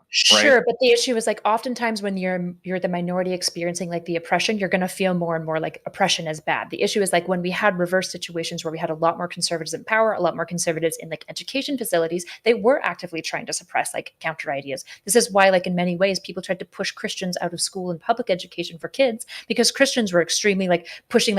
My school was a Christian school. We literally didn't learn evolution, which is insane. There's no good reason for us not to do this. So this is mostly the song of the oppressed, which I don't think is dismissing the conservative issue in academia. I'm just saying that there isn't evidence to me that conservatives are just way more open arms. It's just they're open arms now because they know what it's like to be crushed. So that's a good point. But conservatives also on at least the ones in the survey, on principle, believe in freedom of speech more and believe more in people's ability to express themselves. So is part of it a siren song of the oppressed or whatever? But at least from I think there's a deep ideological element of this. Sure, but even if we look at personality markers that map onto these traits, right? Openness to experience is one of the best predictors about whether you're going to be liberal or conservative, almost exclusively. And conservatives are very low in openness to experience. So even from personality factors, it's not suggestive that conservatives are just much more natural. Now, the duty to freedom of speech is the thing that's going to offset them, which is great. The issue is that there is no evidence to me that when conservatives are the majority, that they're just much more open in free speech.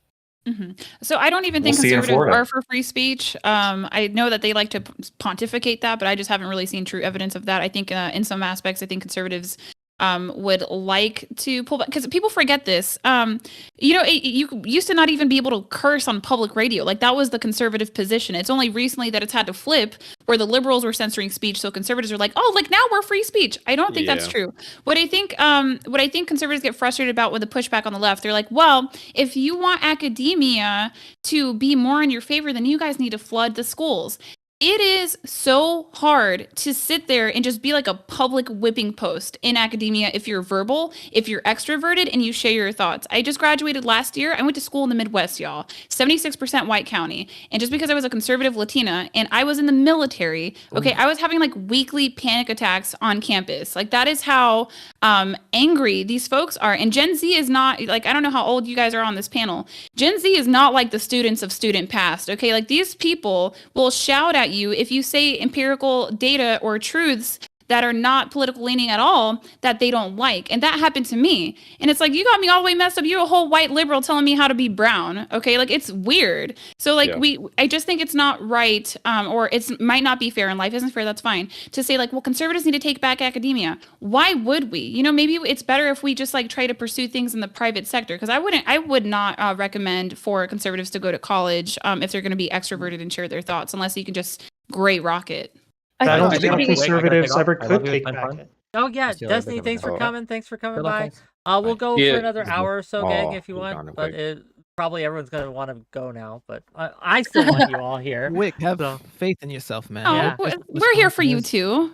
Yeah. I mean, I super identify with that, Alex. I had a similar but different experience, and I wonder what you think maybe the difference is. So when I went to university, I'm relatively conservative, visible minority, and I did not see eye to eye with my classmates, but I could get all of them to listen to me, hear me out, respect me. I didn't have problems with them. What I did have problems with was all my fucking professors, bro. Any course that had anything political in it, if I said anything even kind of heterodox, it was yeah, fuck the syllabus. This shit gets at 61%. Even though if there was no political criteria, it's 95, doesn't make any damn sense. And then I tried to get it appealed and go to our school ombudsman, and it was basically yeah, well. I want to point. I want to push back. What does that prove? What did the zero charisma guy approve? that liberal universities clamp down on conservative ideas? Yeah. Do you disagree with that? I don't even get it. What's the point? It'd be. I think we're shitting on the libs right now. I think it would be good if conservatives could have a voice in academia, and liberal cuck professors couldn't just like shut them down because they don't like what they got to say. Yeah, which conservatives? The one with rainbow flags in their churches? No, me, like the Christian dude that's like a quarter Nigerian that went to university and had lots of friends and all that sort of stuff. Do you support the LGBT flag? Do I? I don't know what that has to do with university. What does that mean? Really quick. Run like a coward. What does Nigerian have to do? Run like a coward, bro. Minority. Very cool. We're talking about minority stuff. No. Well, this is like I wanted to push back against this because like both and maybe Ali as well here when you're saying that it's more difficult. Like as a minority, I guess in advocating for conservative opinions, I disagree. I think that there's actually there's a privilege there with that, right? Okay, hold on. Try being a white male on like a college campus expressing conservative opinion, you're fucked, right? You are the devil at that point. Okay, Ali, we know. Go ahead. Right. But okay, so like I'm just saying. Don't cry. I'm here. Don't cry. Oh, thank you, Zerka. You're the best. Okay, so no, the thing about it is like I can only speak about my experience, right? So like my whole life, all I wanted to do was go to college because in my family, they're all low ed. I was the first person to also buy a house. So I got really excited when I got my GI Bill and I thought that I would go to a place that had, all these different ideas and that's what it was for. But I would share my ideas and they turned out to be conservative, right? It's an extra layer of frustration or just a different layer. It might not be extra. You were never a conservative. Don't lie to us. Zerka, can you chillax? I got a whole baby inside me. Okay, just give me like 5 minutes. So when you're a conservative, were you pro-choice? Zerka, if you're gonna be here, were you? My house. I want to know if it was pro-choice. You want to know? Were you pro-choice? I was a lukewarm lib. Were you pro-choice? Yeah, I don't think so. Like, I think in my mind, like, kind of, but not really. No, I left the Democrat Party like a while ago. That is. I was never a feminist because that seems like a white woman's issue. Okay, like it was just not for me because I'm Puerto Rican. All right, so like I was saying, it's like okay, whatever. My point is that it's another layer of annoyance when you get shouted at because you're like not the right token minority. Right, that I was supposed to be liberal, that I was supposed to think these things because I was like a Latina. That was just frustrating. That's all I was talking about. Yeah, you guys got used. You minorities got used by the Democratic Racist Party. Well, you're right. Yeah. We're gonna do some cycling Q2. Yeah. Do you have anything to say before we go? Oh no, I was gonna ask a question, but it kind of got addressed. Good then? I had something. Yeah, I'm good. Do you? Okay. Oh, sorry. Go ahead.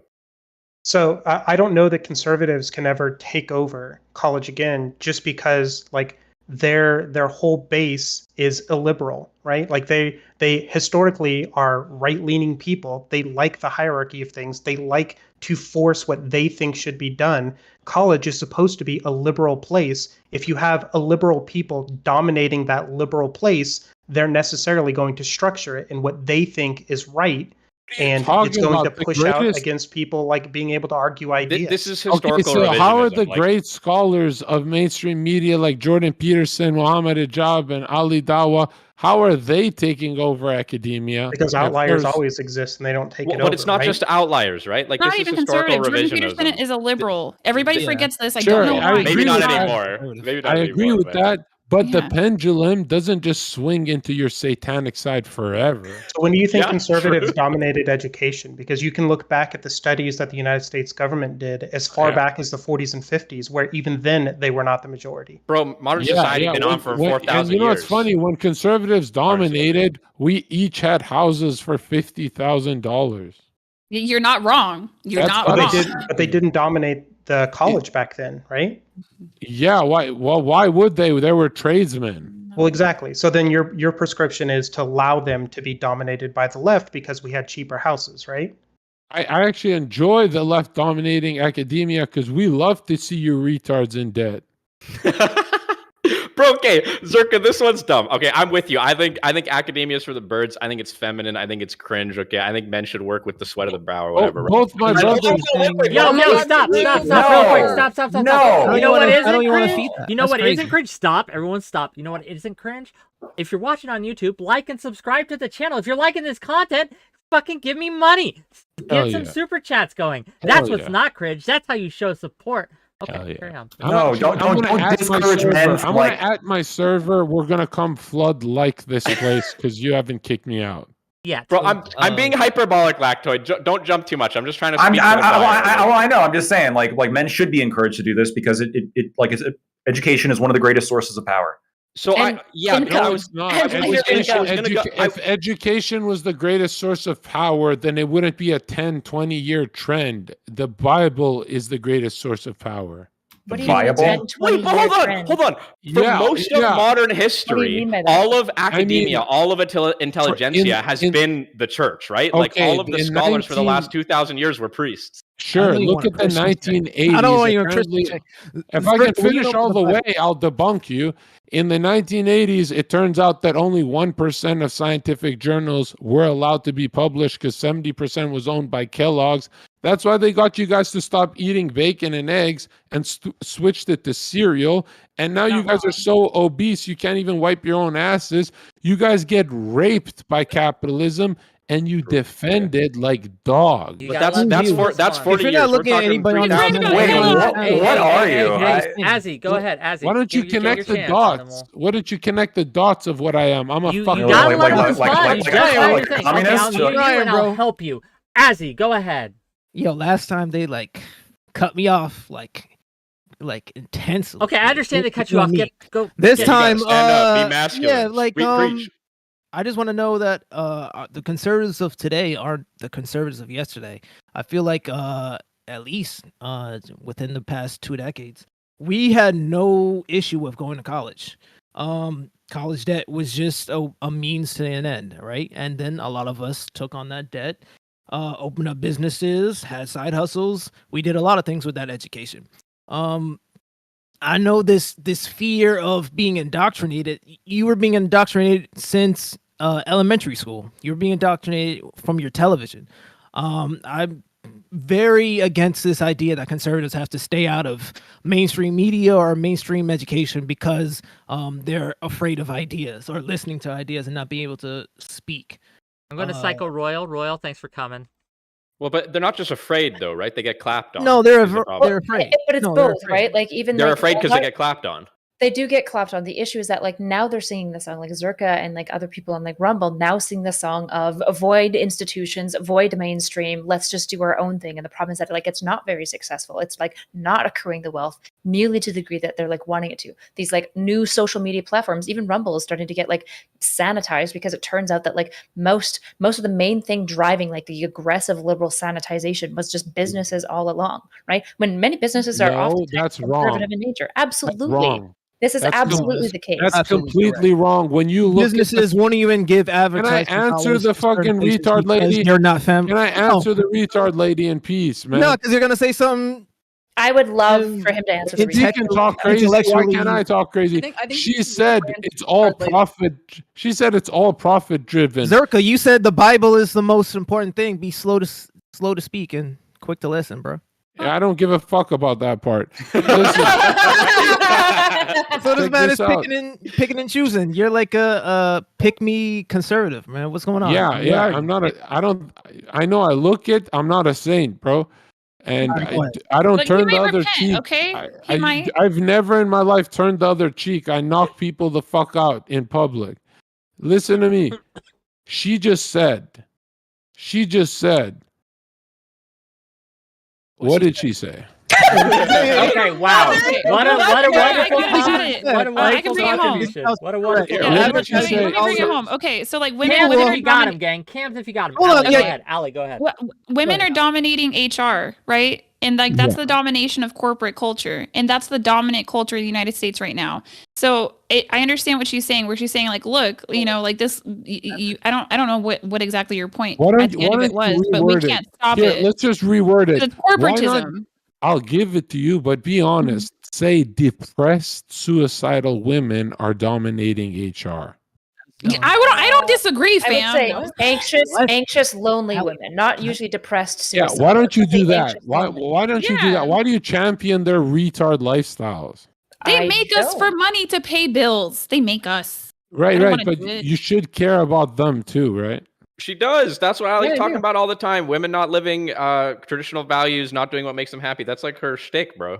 No, her What shtick you is guys in don't fact realize, your shtick, my dear, is maximizing individual liberty, even if it Zerka, shut means up. you don't harm anyone else. You can fuck Zerka, your A own mother. libertarian? You believe you can marry your own mother as long as it doesn't hurt Out-masculine him, anyone. Allie. You Out-masculine him. have Go no show. moral Put him in his place. compass. Put him in his place. You borrow from Christian not moral conservative. compass. to Zerka, are you a communist? I'm just I'm curious. not libertarian. A I think co- libertarians am have I a problems. you're asking a crusader if he's a communist? Are you retarded? I'm just listening to the buzzwords, right? Like capitalism is the problem, right? Absolutely, capitalism means monopolies.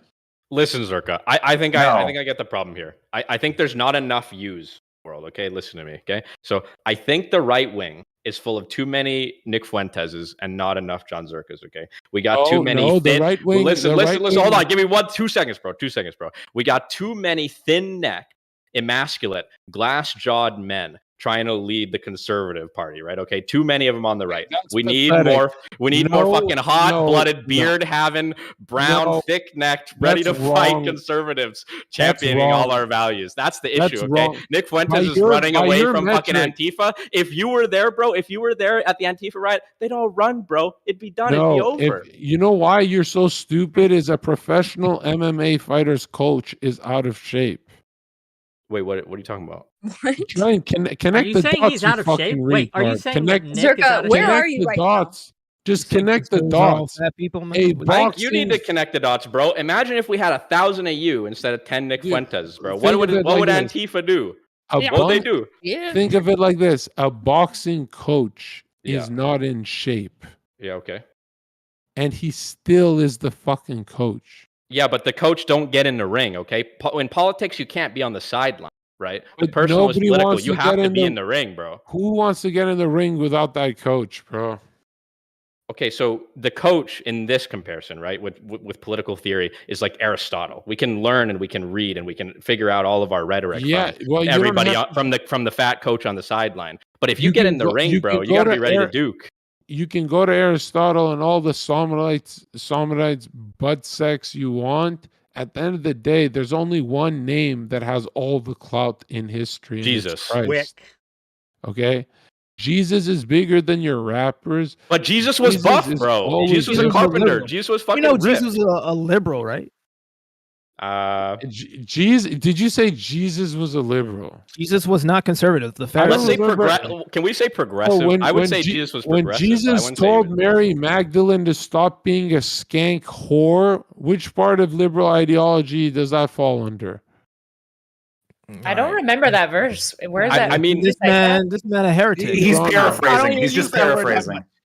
I don't I mean, even use that word that much. That's crazy. And you know what's funny is like you lot have all been through like extensive amounts of therapy. Pick up the Bible, dude. Bro, okay, Zerka, okay, agree to a debate on theology with me right now. Let's fucking go. Okay, not okay, in this okay, panel, but okay. sometime. Today. We can time. set Not today, that up. I sometime. will No, moderate I it. I will get this moderate it. guy out of I here. can destroy. Here's Get outta why here, I'll man. always win. I'll always get this win guy outta because to borrow the moral argument, you have to borrow it from our side. No, it's my side, bro. I'm conservative. I'm a Christian. I believe in Jesus. No, you don't. You're hanging around with Satanists right now. What are you talking? You're here too, bro. What are you talking about? Even Yeah, Jesus. but hung I out- read. Jesus I hung out read Is anyone on this Bible panel a people. Satanist, real quick? Is Jesus anyone hung on out this with panel a Satanist? Jesus Are hung you out with kidding? By the end of this call, these girls a will have a Satanist. hit. At the Even end of this Jesus call, was these friends with girls will have a Hold on, hold on. hijab on. Don't fucking interrupt me when I'm fucking preaching. Nah, because it's It's the cow lady and the redhead. There's like this Even cow Jesus- person yeah. that never You got know to what's talk funny? to the redhead. I'm the Cow meme. person? You know Hell what's funny? I'm the meme lord, but when I start debating, you guys have to start memeing because you look like children getting dominated. Well, That's even true. Jesus You are was a friends titan. with Jesus. That's You all, are a that's titan all I of want to the say. That's crazy. Christians don't believe in dominating. children. As he That's thanks fucked for up. coming on. There's a line, so we're gonna cycle you out. Yeah, I gotta get out of here. This is foolishness. Yeah. See you later, Run. man. Just run. It's foolishness. Run like a coward. Okay. It's hard to hear you. Can you try again? Use a coward. Hey, I don't think your Ginger, your mic's not headphones are like working. connected or the mic or something. Yeah, it pinged a little bit, but it's not picking up. Yeah, all the way. we're not picking up anything. Okay. A minute. Zerka, Okay, never mind. Cow. She's never going to What get happened to the fluffy cow? a position. Don't she's poke the bear. Lav, do you have a camera? Turn on your camera if you have it. Oh, God. No, terrible. No face. Everyone always makes fun of me. I look like Anne Frank. So do I. It's okay. All right. In the meantime, Zerka, how come you were disagreeing with me about conservatives needing to have space to talk in college campuses? How come you don't want conservatives to have a voice in university? Because it's always run by FBI like DeSantis. No, it wasn't though. All of the academics that like 100 years ago were fucking priests. Not 100 years ago, like 300 years ago. No, the only time conservatives need a voice is when they're actually protesting. Wait, you don't think they should have a voice on university? No, I heard something there. that's gay. All right, Why you would guys you? can hear me? That's like me going to Chancellor Palpatine's lair and saying, I'm going to start a Jedi club here. That's retarded. Okay, I want to give Ginger some space. Ginger, we can hear you. Go ahead. Have your say. Well, I wanted to ask Zerk. I'm sorry, I got thrown off by my mic not working. Just spit it out. So I wanted to ask you. You said that you're I'm so sorry. I got totally thrown off. If you want to just talk over me for now, and I'll come back to it in a second. Well, I wrote it down. welcome to the Not So Erudite YouTube viewers. Welcome. What a power level. Don't forget to like and also subscribe if you haven't. Thank you. Look at you. Look at all of you waiting for the cross to enter your life. Look how meaningless your lives look. Church Sunday though. Like I go. So okay, that's what I was gonna ask. You mentioned that you think that you're a crusader. Can I ask you what your opinion of a crusader is and why you feel you are one? Well, I mean, when you look at most churches with rainbow flags or pedophiles in the Vatican or Orthodox serpent ophite worship, it's clear that the devil's winning, especially after these lockdowns and stuff. It's feeling like end times. The only antidote to Christianity is to follow my version, which is masculine Christianity. I'm sorry. I have a whole Bible where I delete the parts of the Bible that slow us down because yes, we can go back to. Hey, welcome. Hit that subscribe button. Hit that like button. Yeah. That's very cute of you. That's very cute of you. Listen. Once you have the true sword of the Bible, you can go to the real Bible. But right now, with your low depression, anxiety, and all that shit, with your just bottom feeder mindset, the best thing you can hear is that you're wrong. I mean, to be fair, you've probably read a few scriptures online. I've actually read the entire Bible. No, you haven't. Listen to your Yes, I have. temperament. You're Yes, weak. I have. I've said like 5 How the words fuck to you, sir. you finished the whole Bible And I have you're a stronger jaw than you because I have the ability to show my face and you don't. You show got your you face there. for, He's got you there. I show my face for a living. Yeah, but you were asked to show your face to come on this panel, and you're not doing so. What's Because you it think that matter you're if I better show than it the every actual day? person that's hosting the show. Is that like a one up on me that I didn't plug it in? That's No. pathetic. No, I think it's a one up on you. The fact that I actually You know what's read the funny is like material there's that no you're talking arguments about. here. There You guys isn't are an ju- argument because you're wrong and I'm right. You don't Oh. know the Bible from any other fucking book that you've ever read, which I'm sure is only magazines. So you speaking on it like you know it is absolutely absurd. And they're newbie magazines. I've read over 160 Masonic literature books, and they Okay, all choose say your the own same adventure thing. books don't count. They say whether Alright, they're sir? Luciferians, whether they're Satanists, whether they murder babies on an island, they all adhere to the concept of a great architect and that God is real. And they say that the most bloody turmoil and the most death you'll ever see is through Pol Pot, World War I, World War II, atheist regimes. Your ideology murders people. As much as I'd love to hear and listen to Zerka fall into alcoholism for 30 more minutes, I think that we should euthanize. Euthanize who? Zerka? Yes. You mean Yeah, kill maybe- him? Wait, hold on. what Are do you you think about that, pro post birth abortion? Lab, is that what you're telling us right now? Of course she is. Listen, I think Answer the question. Don't a run. woman's will do natural- a anything woman's that's natural trending. Feminine energy is wild, and if she Lav wants worships her. children, Lav worships her vagina. she should be able to.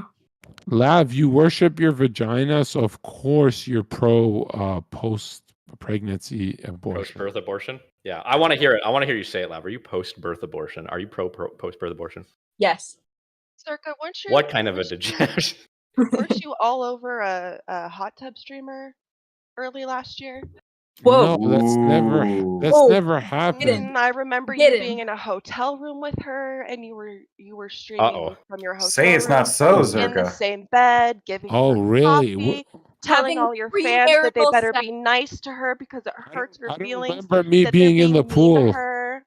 I don't remember me I being said in you the were in pool. bed. Were you in the hotel room? Open your Yes, ears. of because course Why I would was- there be a pool in the hotel room, dumbass? I've had girls on Actually fucking. pay attention and don't just answer the question. I've that's had being asked. girls in swimming pools during my podcast. What's your point? She's saying that you're for the streets, Zerka. That's what she's saying. Yeah. It's not for the streets if we're calling preach it these girls.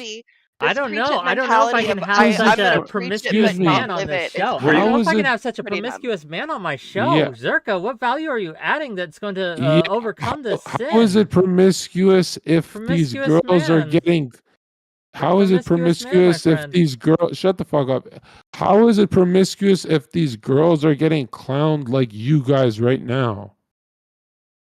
You are sleeping around outside of the Like, marriage bed, think which is about it. against If God. I was- It's against if I God, wanted Zerka. to- Zerka, if I was have you evil- repented for your sins? Have if you I was confessed evil, your I would- sins with your mouth and repented and confessed? This cuck is terrified. You have not. Okay. If Well, in I that was case, evil, Zerka, if I was evil, I would just edit out this video of you guys getting dominated by one dude. you know what Zerka- domination Zerka. looks like? No, nobody's That's what saying you're- domination looks like. Oh, To the void oh, with him. I- To the void with him. The alpha's in the room, getting rid of this beta energy, Oh. beta cuck energy. I don't need that in my life. I got enough, right? I got enough with all these other panelists, right? All I right, don't need the baby bitch beta Zerka in my Oh. life. Just crushed, not even close. Couldn't even take it on. Anyway. Oh boy. Now I'm the let's only bring on a conservative couple in the more room. people. Who's ready in the back room? No, we're only gonna go for another 15 minutes or so. Heard. I'm sad. I'm so sad Steven left. That would have been crazy content.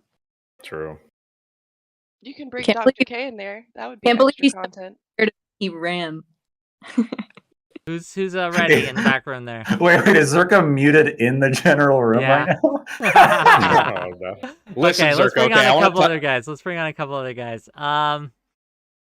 Yeah, I don't know who's ready. Send them in, Tenflix, if they're ready. But anyway, does anyone have thoughts on the actual topic at hand? Masculinity, topic? femininity, Yeah, anything like that? Okay. We're a little bit far away from A it. little bit far away, right? People talk about a crisis of masculinity, right? That's what we're going through in the West right now. I think it's true. I think that we're in a crisis of men in general. I think men don't know how to be masculine. They don't know how to be feminine. They don't know how to be mature. Men in our current society, in our Western paradigm, don't know how to be anything, right? They had this pretty weak, shifty, specific idea of what it was to be masculine. Shut off your emotions, be hard, be under control, control your wife, all that sort of stuff. And it worked for a time, right? It might have been necessary for a time. We got out of those times and now we're stuck and men don't know what to do. And we need to stop beating them into the ground over it. And we need to educate them on how to be a full functioning human being that is exposed to the whole breadth of human experience.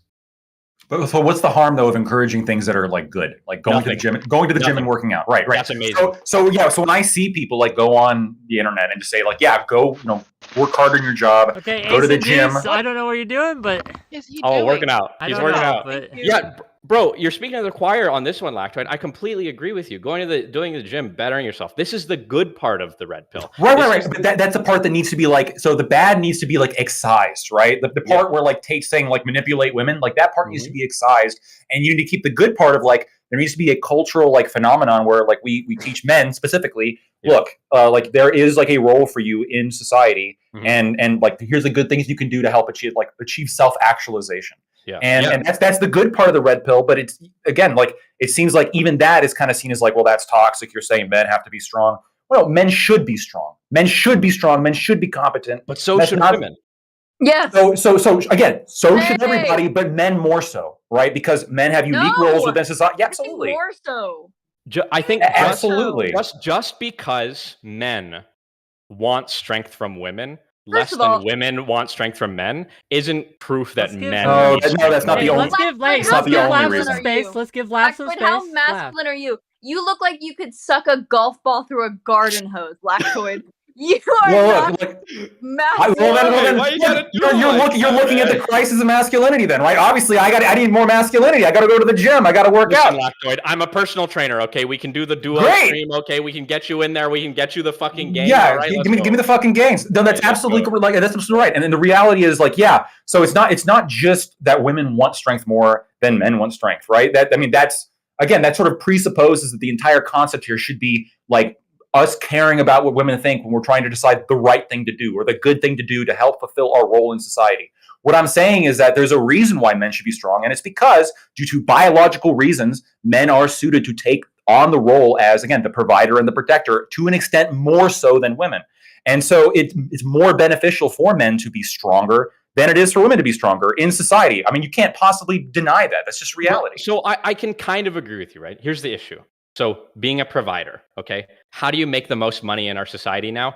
Being educated. Women are better at it, okay? Point two, how do you be a protector? How do you be a protector? You must be prepared to engage in violence if danger comes upon you, right? Yes, That's what Second Amendment, okay, right? Yeah, true. And listen, women can wield guns just as much as men. No, that's the good. issue. The historical reasons for why men had to be more in all these areas are less than they've ever been. And that doesn't mean you shouldn't be those things. We should all be these things, right? So what it sounds like is the only disagreement we have then is just to like a degree agreement. Like we both agree on principle, like this is like good for men. This is probably better for men than it is for women. But you're just saying, well, it's not actually all that beneficial. And I'm saying, well, it's actually pretty significantly beneficial. So, and I'll just tell you, like going to the gym and getting ripped, that's going to make 95% of men's life, like of men, their life is going to be better if they take the time to go to the gym and actually get ripped. Like it's just better for them.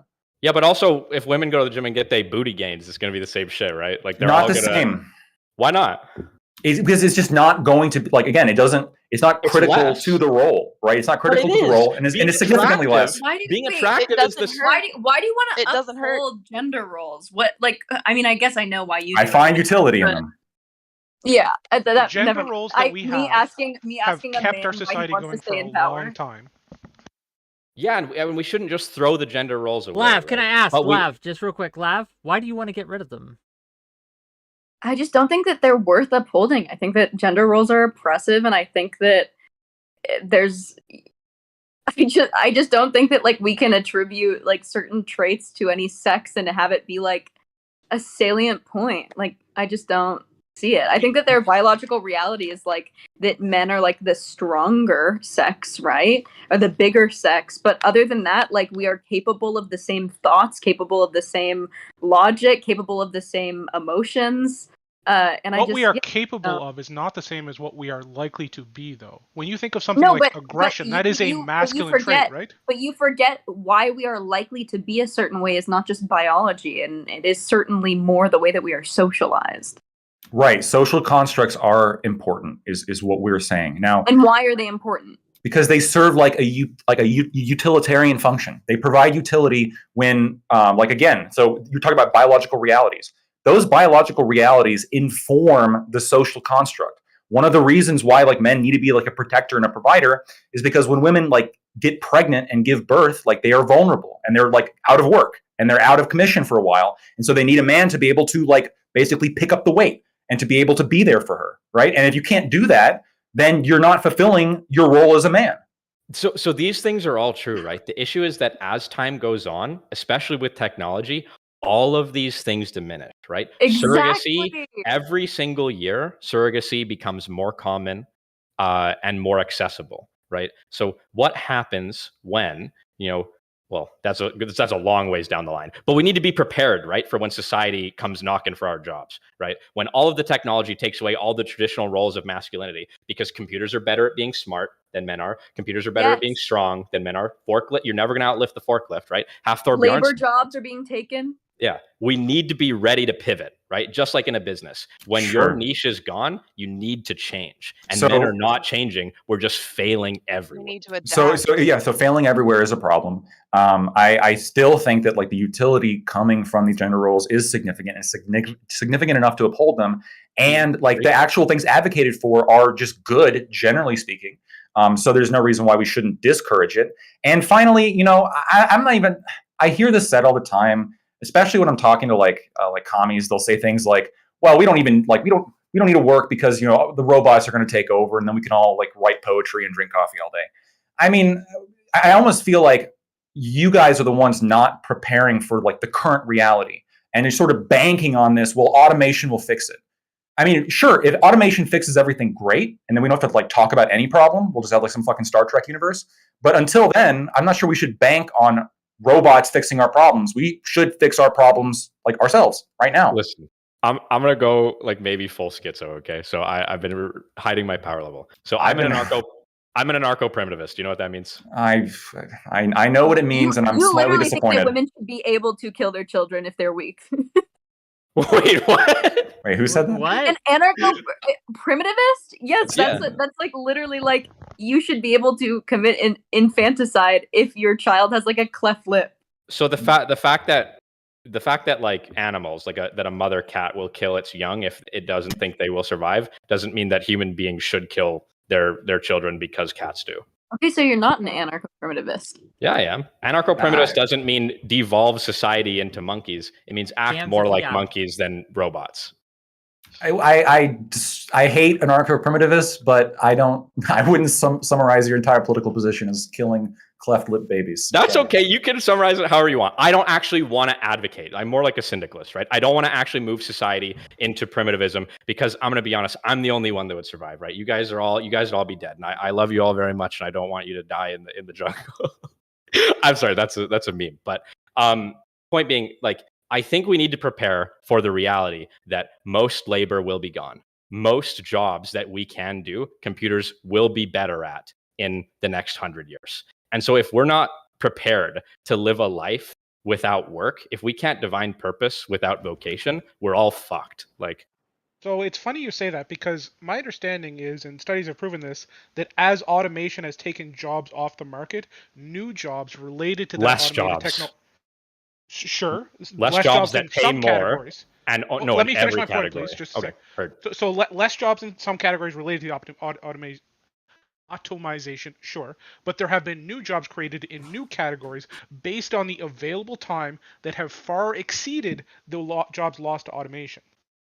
So this is a theory that people had, right? That human beings are going to have to move more into as AI takes over and automation takes the labor jobs, that people need to move more into the creative roles. But what we didn't realize is that computers are better at being creative too, right? We're going through a crisis right now of all the artists losing labor to chat GPT and fucking Midjourney, right? So the fabrication that there are still going to be jobs that people are going to be better at than computers is probably mostly pretend. Okay, right? well, Nick, here's the problem though. Like, so this has been said countless times. From my review, there hasn't really been a massive, substantial change in the labor participation rate or the unemployment rate here. It seems like really there hasn't been like a dramatic decrease in jobs from automation. I agree with you intuitively. We could have some Star Trek future, but if that happens, like preparing for a world without jobs, I don't even think that's like a world worth preparing for at all. Like, what does that look like? We're going to prepare to not work. What experience do I need not working? I need to bring another point of focus on what you just said, though, as well. You also have to remember that demographically, we are losing working young people and working age adults, right? Like, can you elaborate on that? What do you mean losing working young people? Yeah. What do you mean? So the population of the world is on a significant down curve, right? So we are at what people are having kids is essentially what it is. People are having less kids. So almost all of the industrialized world, all of the third world country, or all of the first world countries, and majority of the second world countries are having less and less kids, meaning there are less people at the funnel where you need at the bottom of the kind of the funnel of workers to provide for those jobs. Like most places in the world right now, there is a significant shortage of labor. Like, okay, here's the issue though, right? So it's like it's not really true that in every position, the workers are gone. It's really beneficial for us that right now the funnel opening, the bottleneck is being widened, right? Because of what you're talking about, the depopulation, right? The issue though is that this argument would have stood if it was the case that only the low-skilled labor jobs were going to be taken by artificial intelligence, but they're not, right? As I said, like so the whole thing is like one technician that can control a machine can take the job of 100 people, right? One heavy equipment operator can take the job of 1,000 day laborers. One machine can take the job of 5 tellers, and it goes on so far and so forth, Yeah, right? in And so, factories, we know that. They were saying the same shit about cars. Gang, just real quick before we go on, gang, we are coming to a close here. If I don't get more support and money, I'm just gonna end it. I don't care. I have other things to do. But unless I get some real big dono super chats in the next 2 to 3 minutes, we'll just see you later next week. But before we go, right? Before that happens, I just want to tell you guys what I got coming up. Because if you like this content, we do this all the time, both on Twitch and YouTube, okay? We do this all the time. Twitch.tv/WhickTV. No spaces, no dashes, none of that fancy shit. On YouTube, youtube.com/@WhickTV. There's some fancy shit there. Like the channel, subscribe to the channel. You can come in. The content varies. It's not always going to be like this. I want to make this real clear. It's not always going to be this format. So if you come in, well, why didn't we do this format again? Don't expect it every time. It's loosey-goosey. But yeah, so 2 more minutes. Go ahead, gang. Get your last thoughts out. Okay, I'll say last thing that I'm going to say, and then I'll shut up so you guys can go. Lactoid, just to be clear, I'm not saying we all just leave work. I'm not saying abandon work. I'm saying that we need to slowly detangle our idea that human value is directly proportional with our contribution to the GDP. That's not an appropriate way to think of yourself as a human being. We're more than that. Not GDP, but capability. And I think human value is directly correlated or directly connected and tied with capability. And capability means what you can do for society at large, what you can do as a citizen, and what you can do as a man or a woman here. I can do a lot of pull-ups, but nobody wants to pay me for it. Lactoid, why do you want to put autistic people in re-education labor camps? Oh God, Nick, I have a question for you, Nick. You and I have had a tangential conversation to this. So, like, if you could provide like a really simple 1 or 2 pieces of advice to men who don't exhibit like stereotypically masculine characteristics, what would you provide? I think that question just killed the room. Oh, cool. Don't worry, I'm gonna really kill it after this. Nobody I don't think there's any good way to answer that question. He's talking about ability. I don't know his position, so I can't speak for him. But certainly, let me just contribute lots to the world. Let me make my position clear. I'm not in favor of putting autistic people in camps. I didn't think that I would have to defend that position. But now that he's answered, I have a proposition. I both know a way to get rid of the disabled and also find a way. Well, you don't need to. No. Okay. No. Stop. You cannot come in here. Stop. Lev coming in here advocating for disability genocide. Yeah. Okay. Stop it. Dressed like Rosie the Riveter's knockoff sister. I'm done. The stapler. We're done, gang. I love you. Here's how we get rid of XYZ. I appreciate y'all for coming on, but I gotta go. We do this content. We're gonna have content on my Twitch tomorrow, Friday, Monday, Tuesday, Wednesday. We'll be back on YouTube. And I might dual stream in between there. But thank you all for coming. Thank you all. I'm sorry we didn't get to everyone in the back room. I'm sorry we didn't get to everyone here. It's just the way it goes. So I'm trying. I'm doing my best. Apologies if you feel offended or anything. Not my intent. But yeah. So see you guys no fucking apology. Can I give a real quick shout before we close? Real quick. Okay. Yo, Big Nick Energy on YouTube and Twitch. I'm starting this week. Don't be pussies. Don't be offended. Check it out, gang. Okay, for now. Bye-bye. Bye. Bye.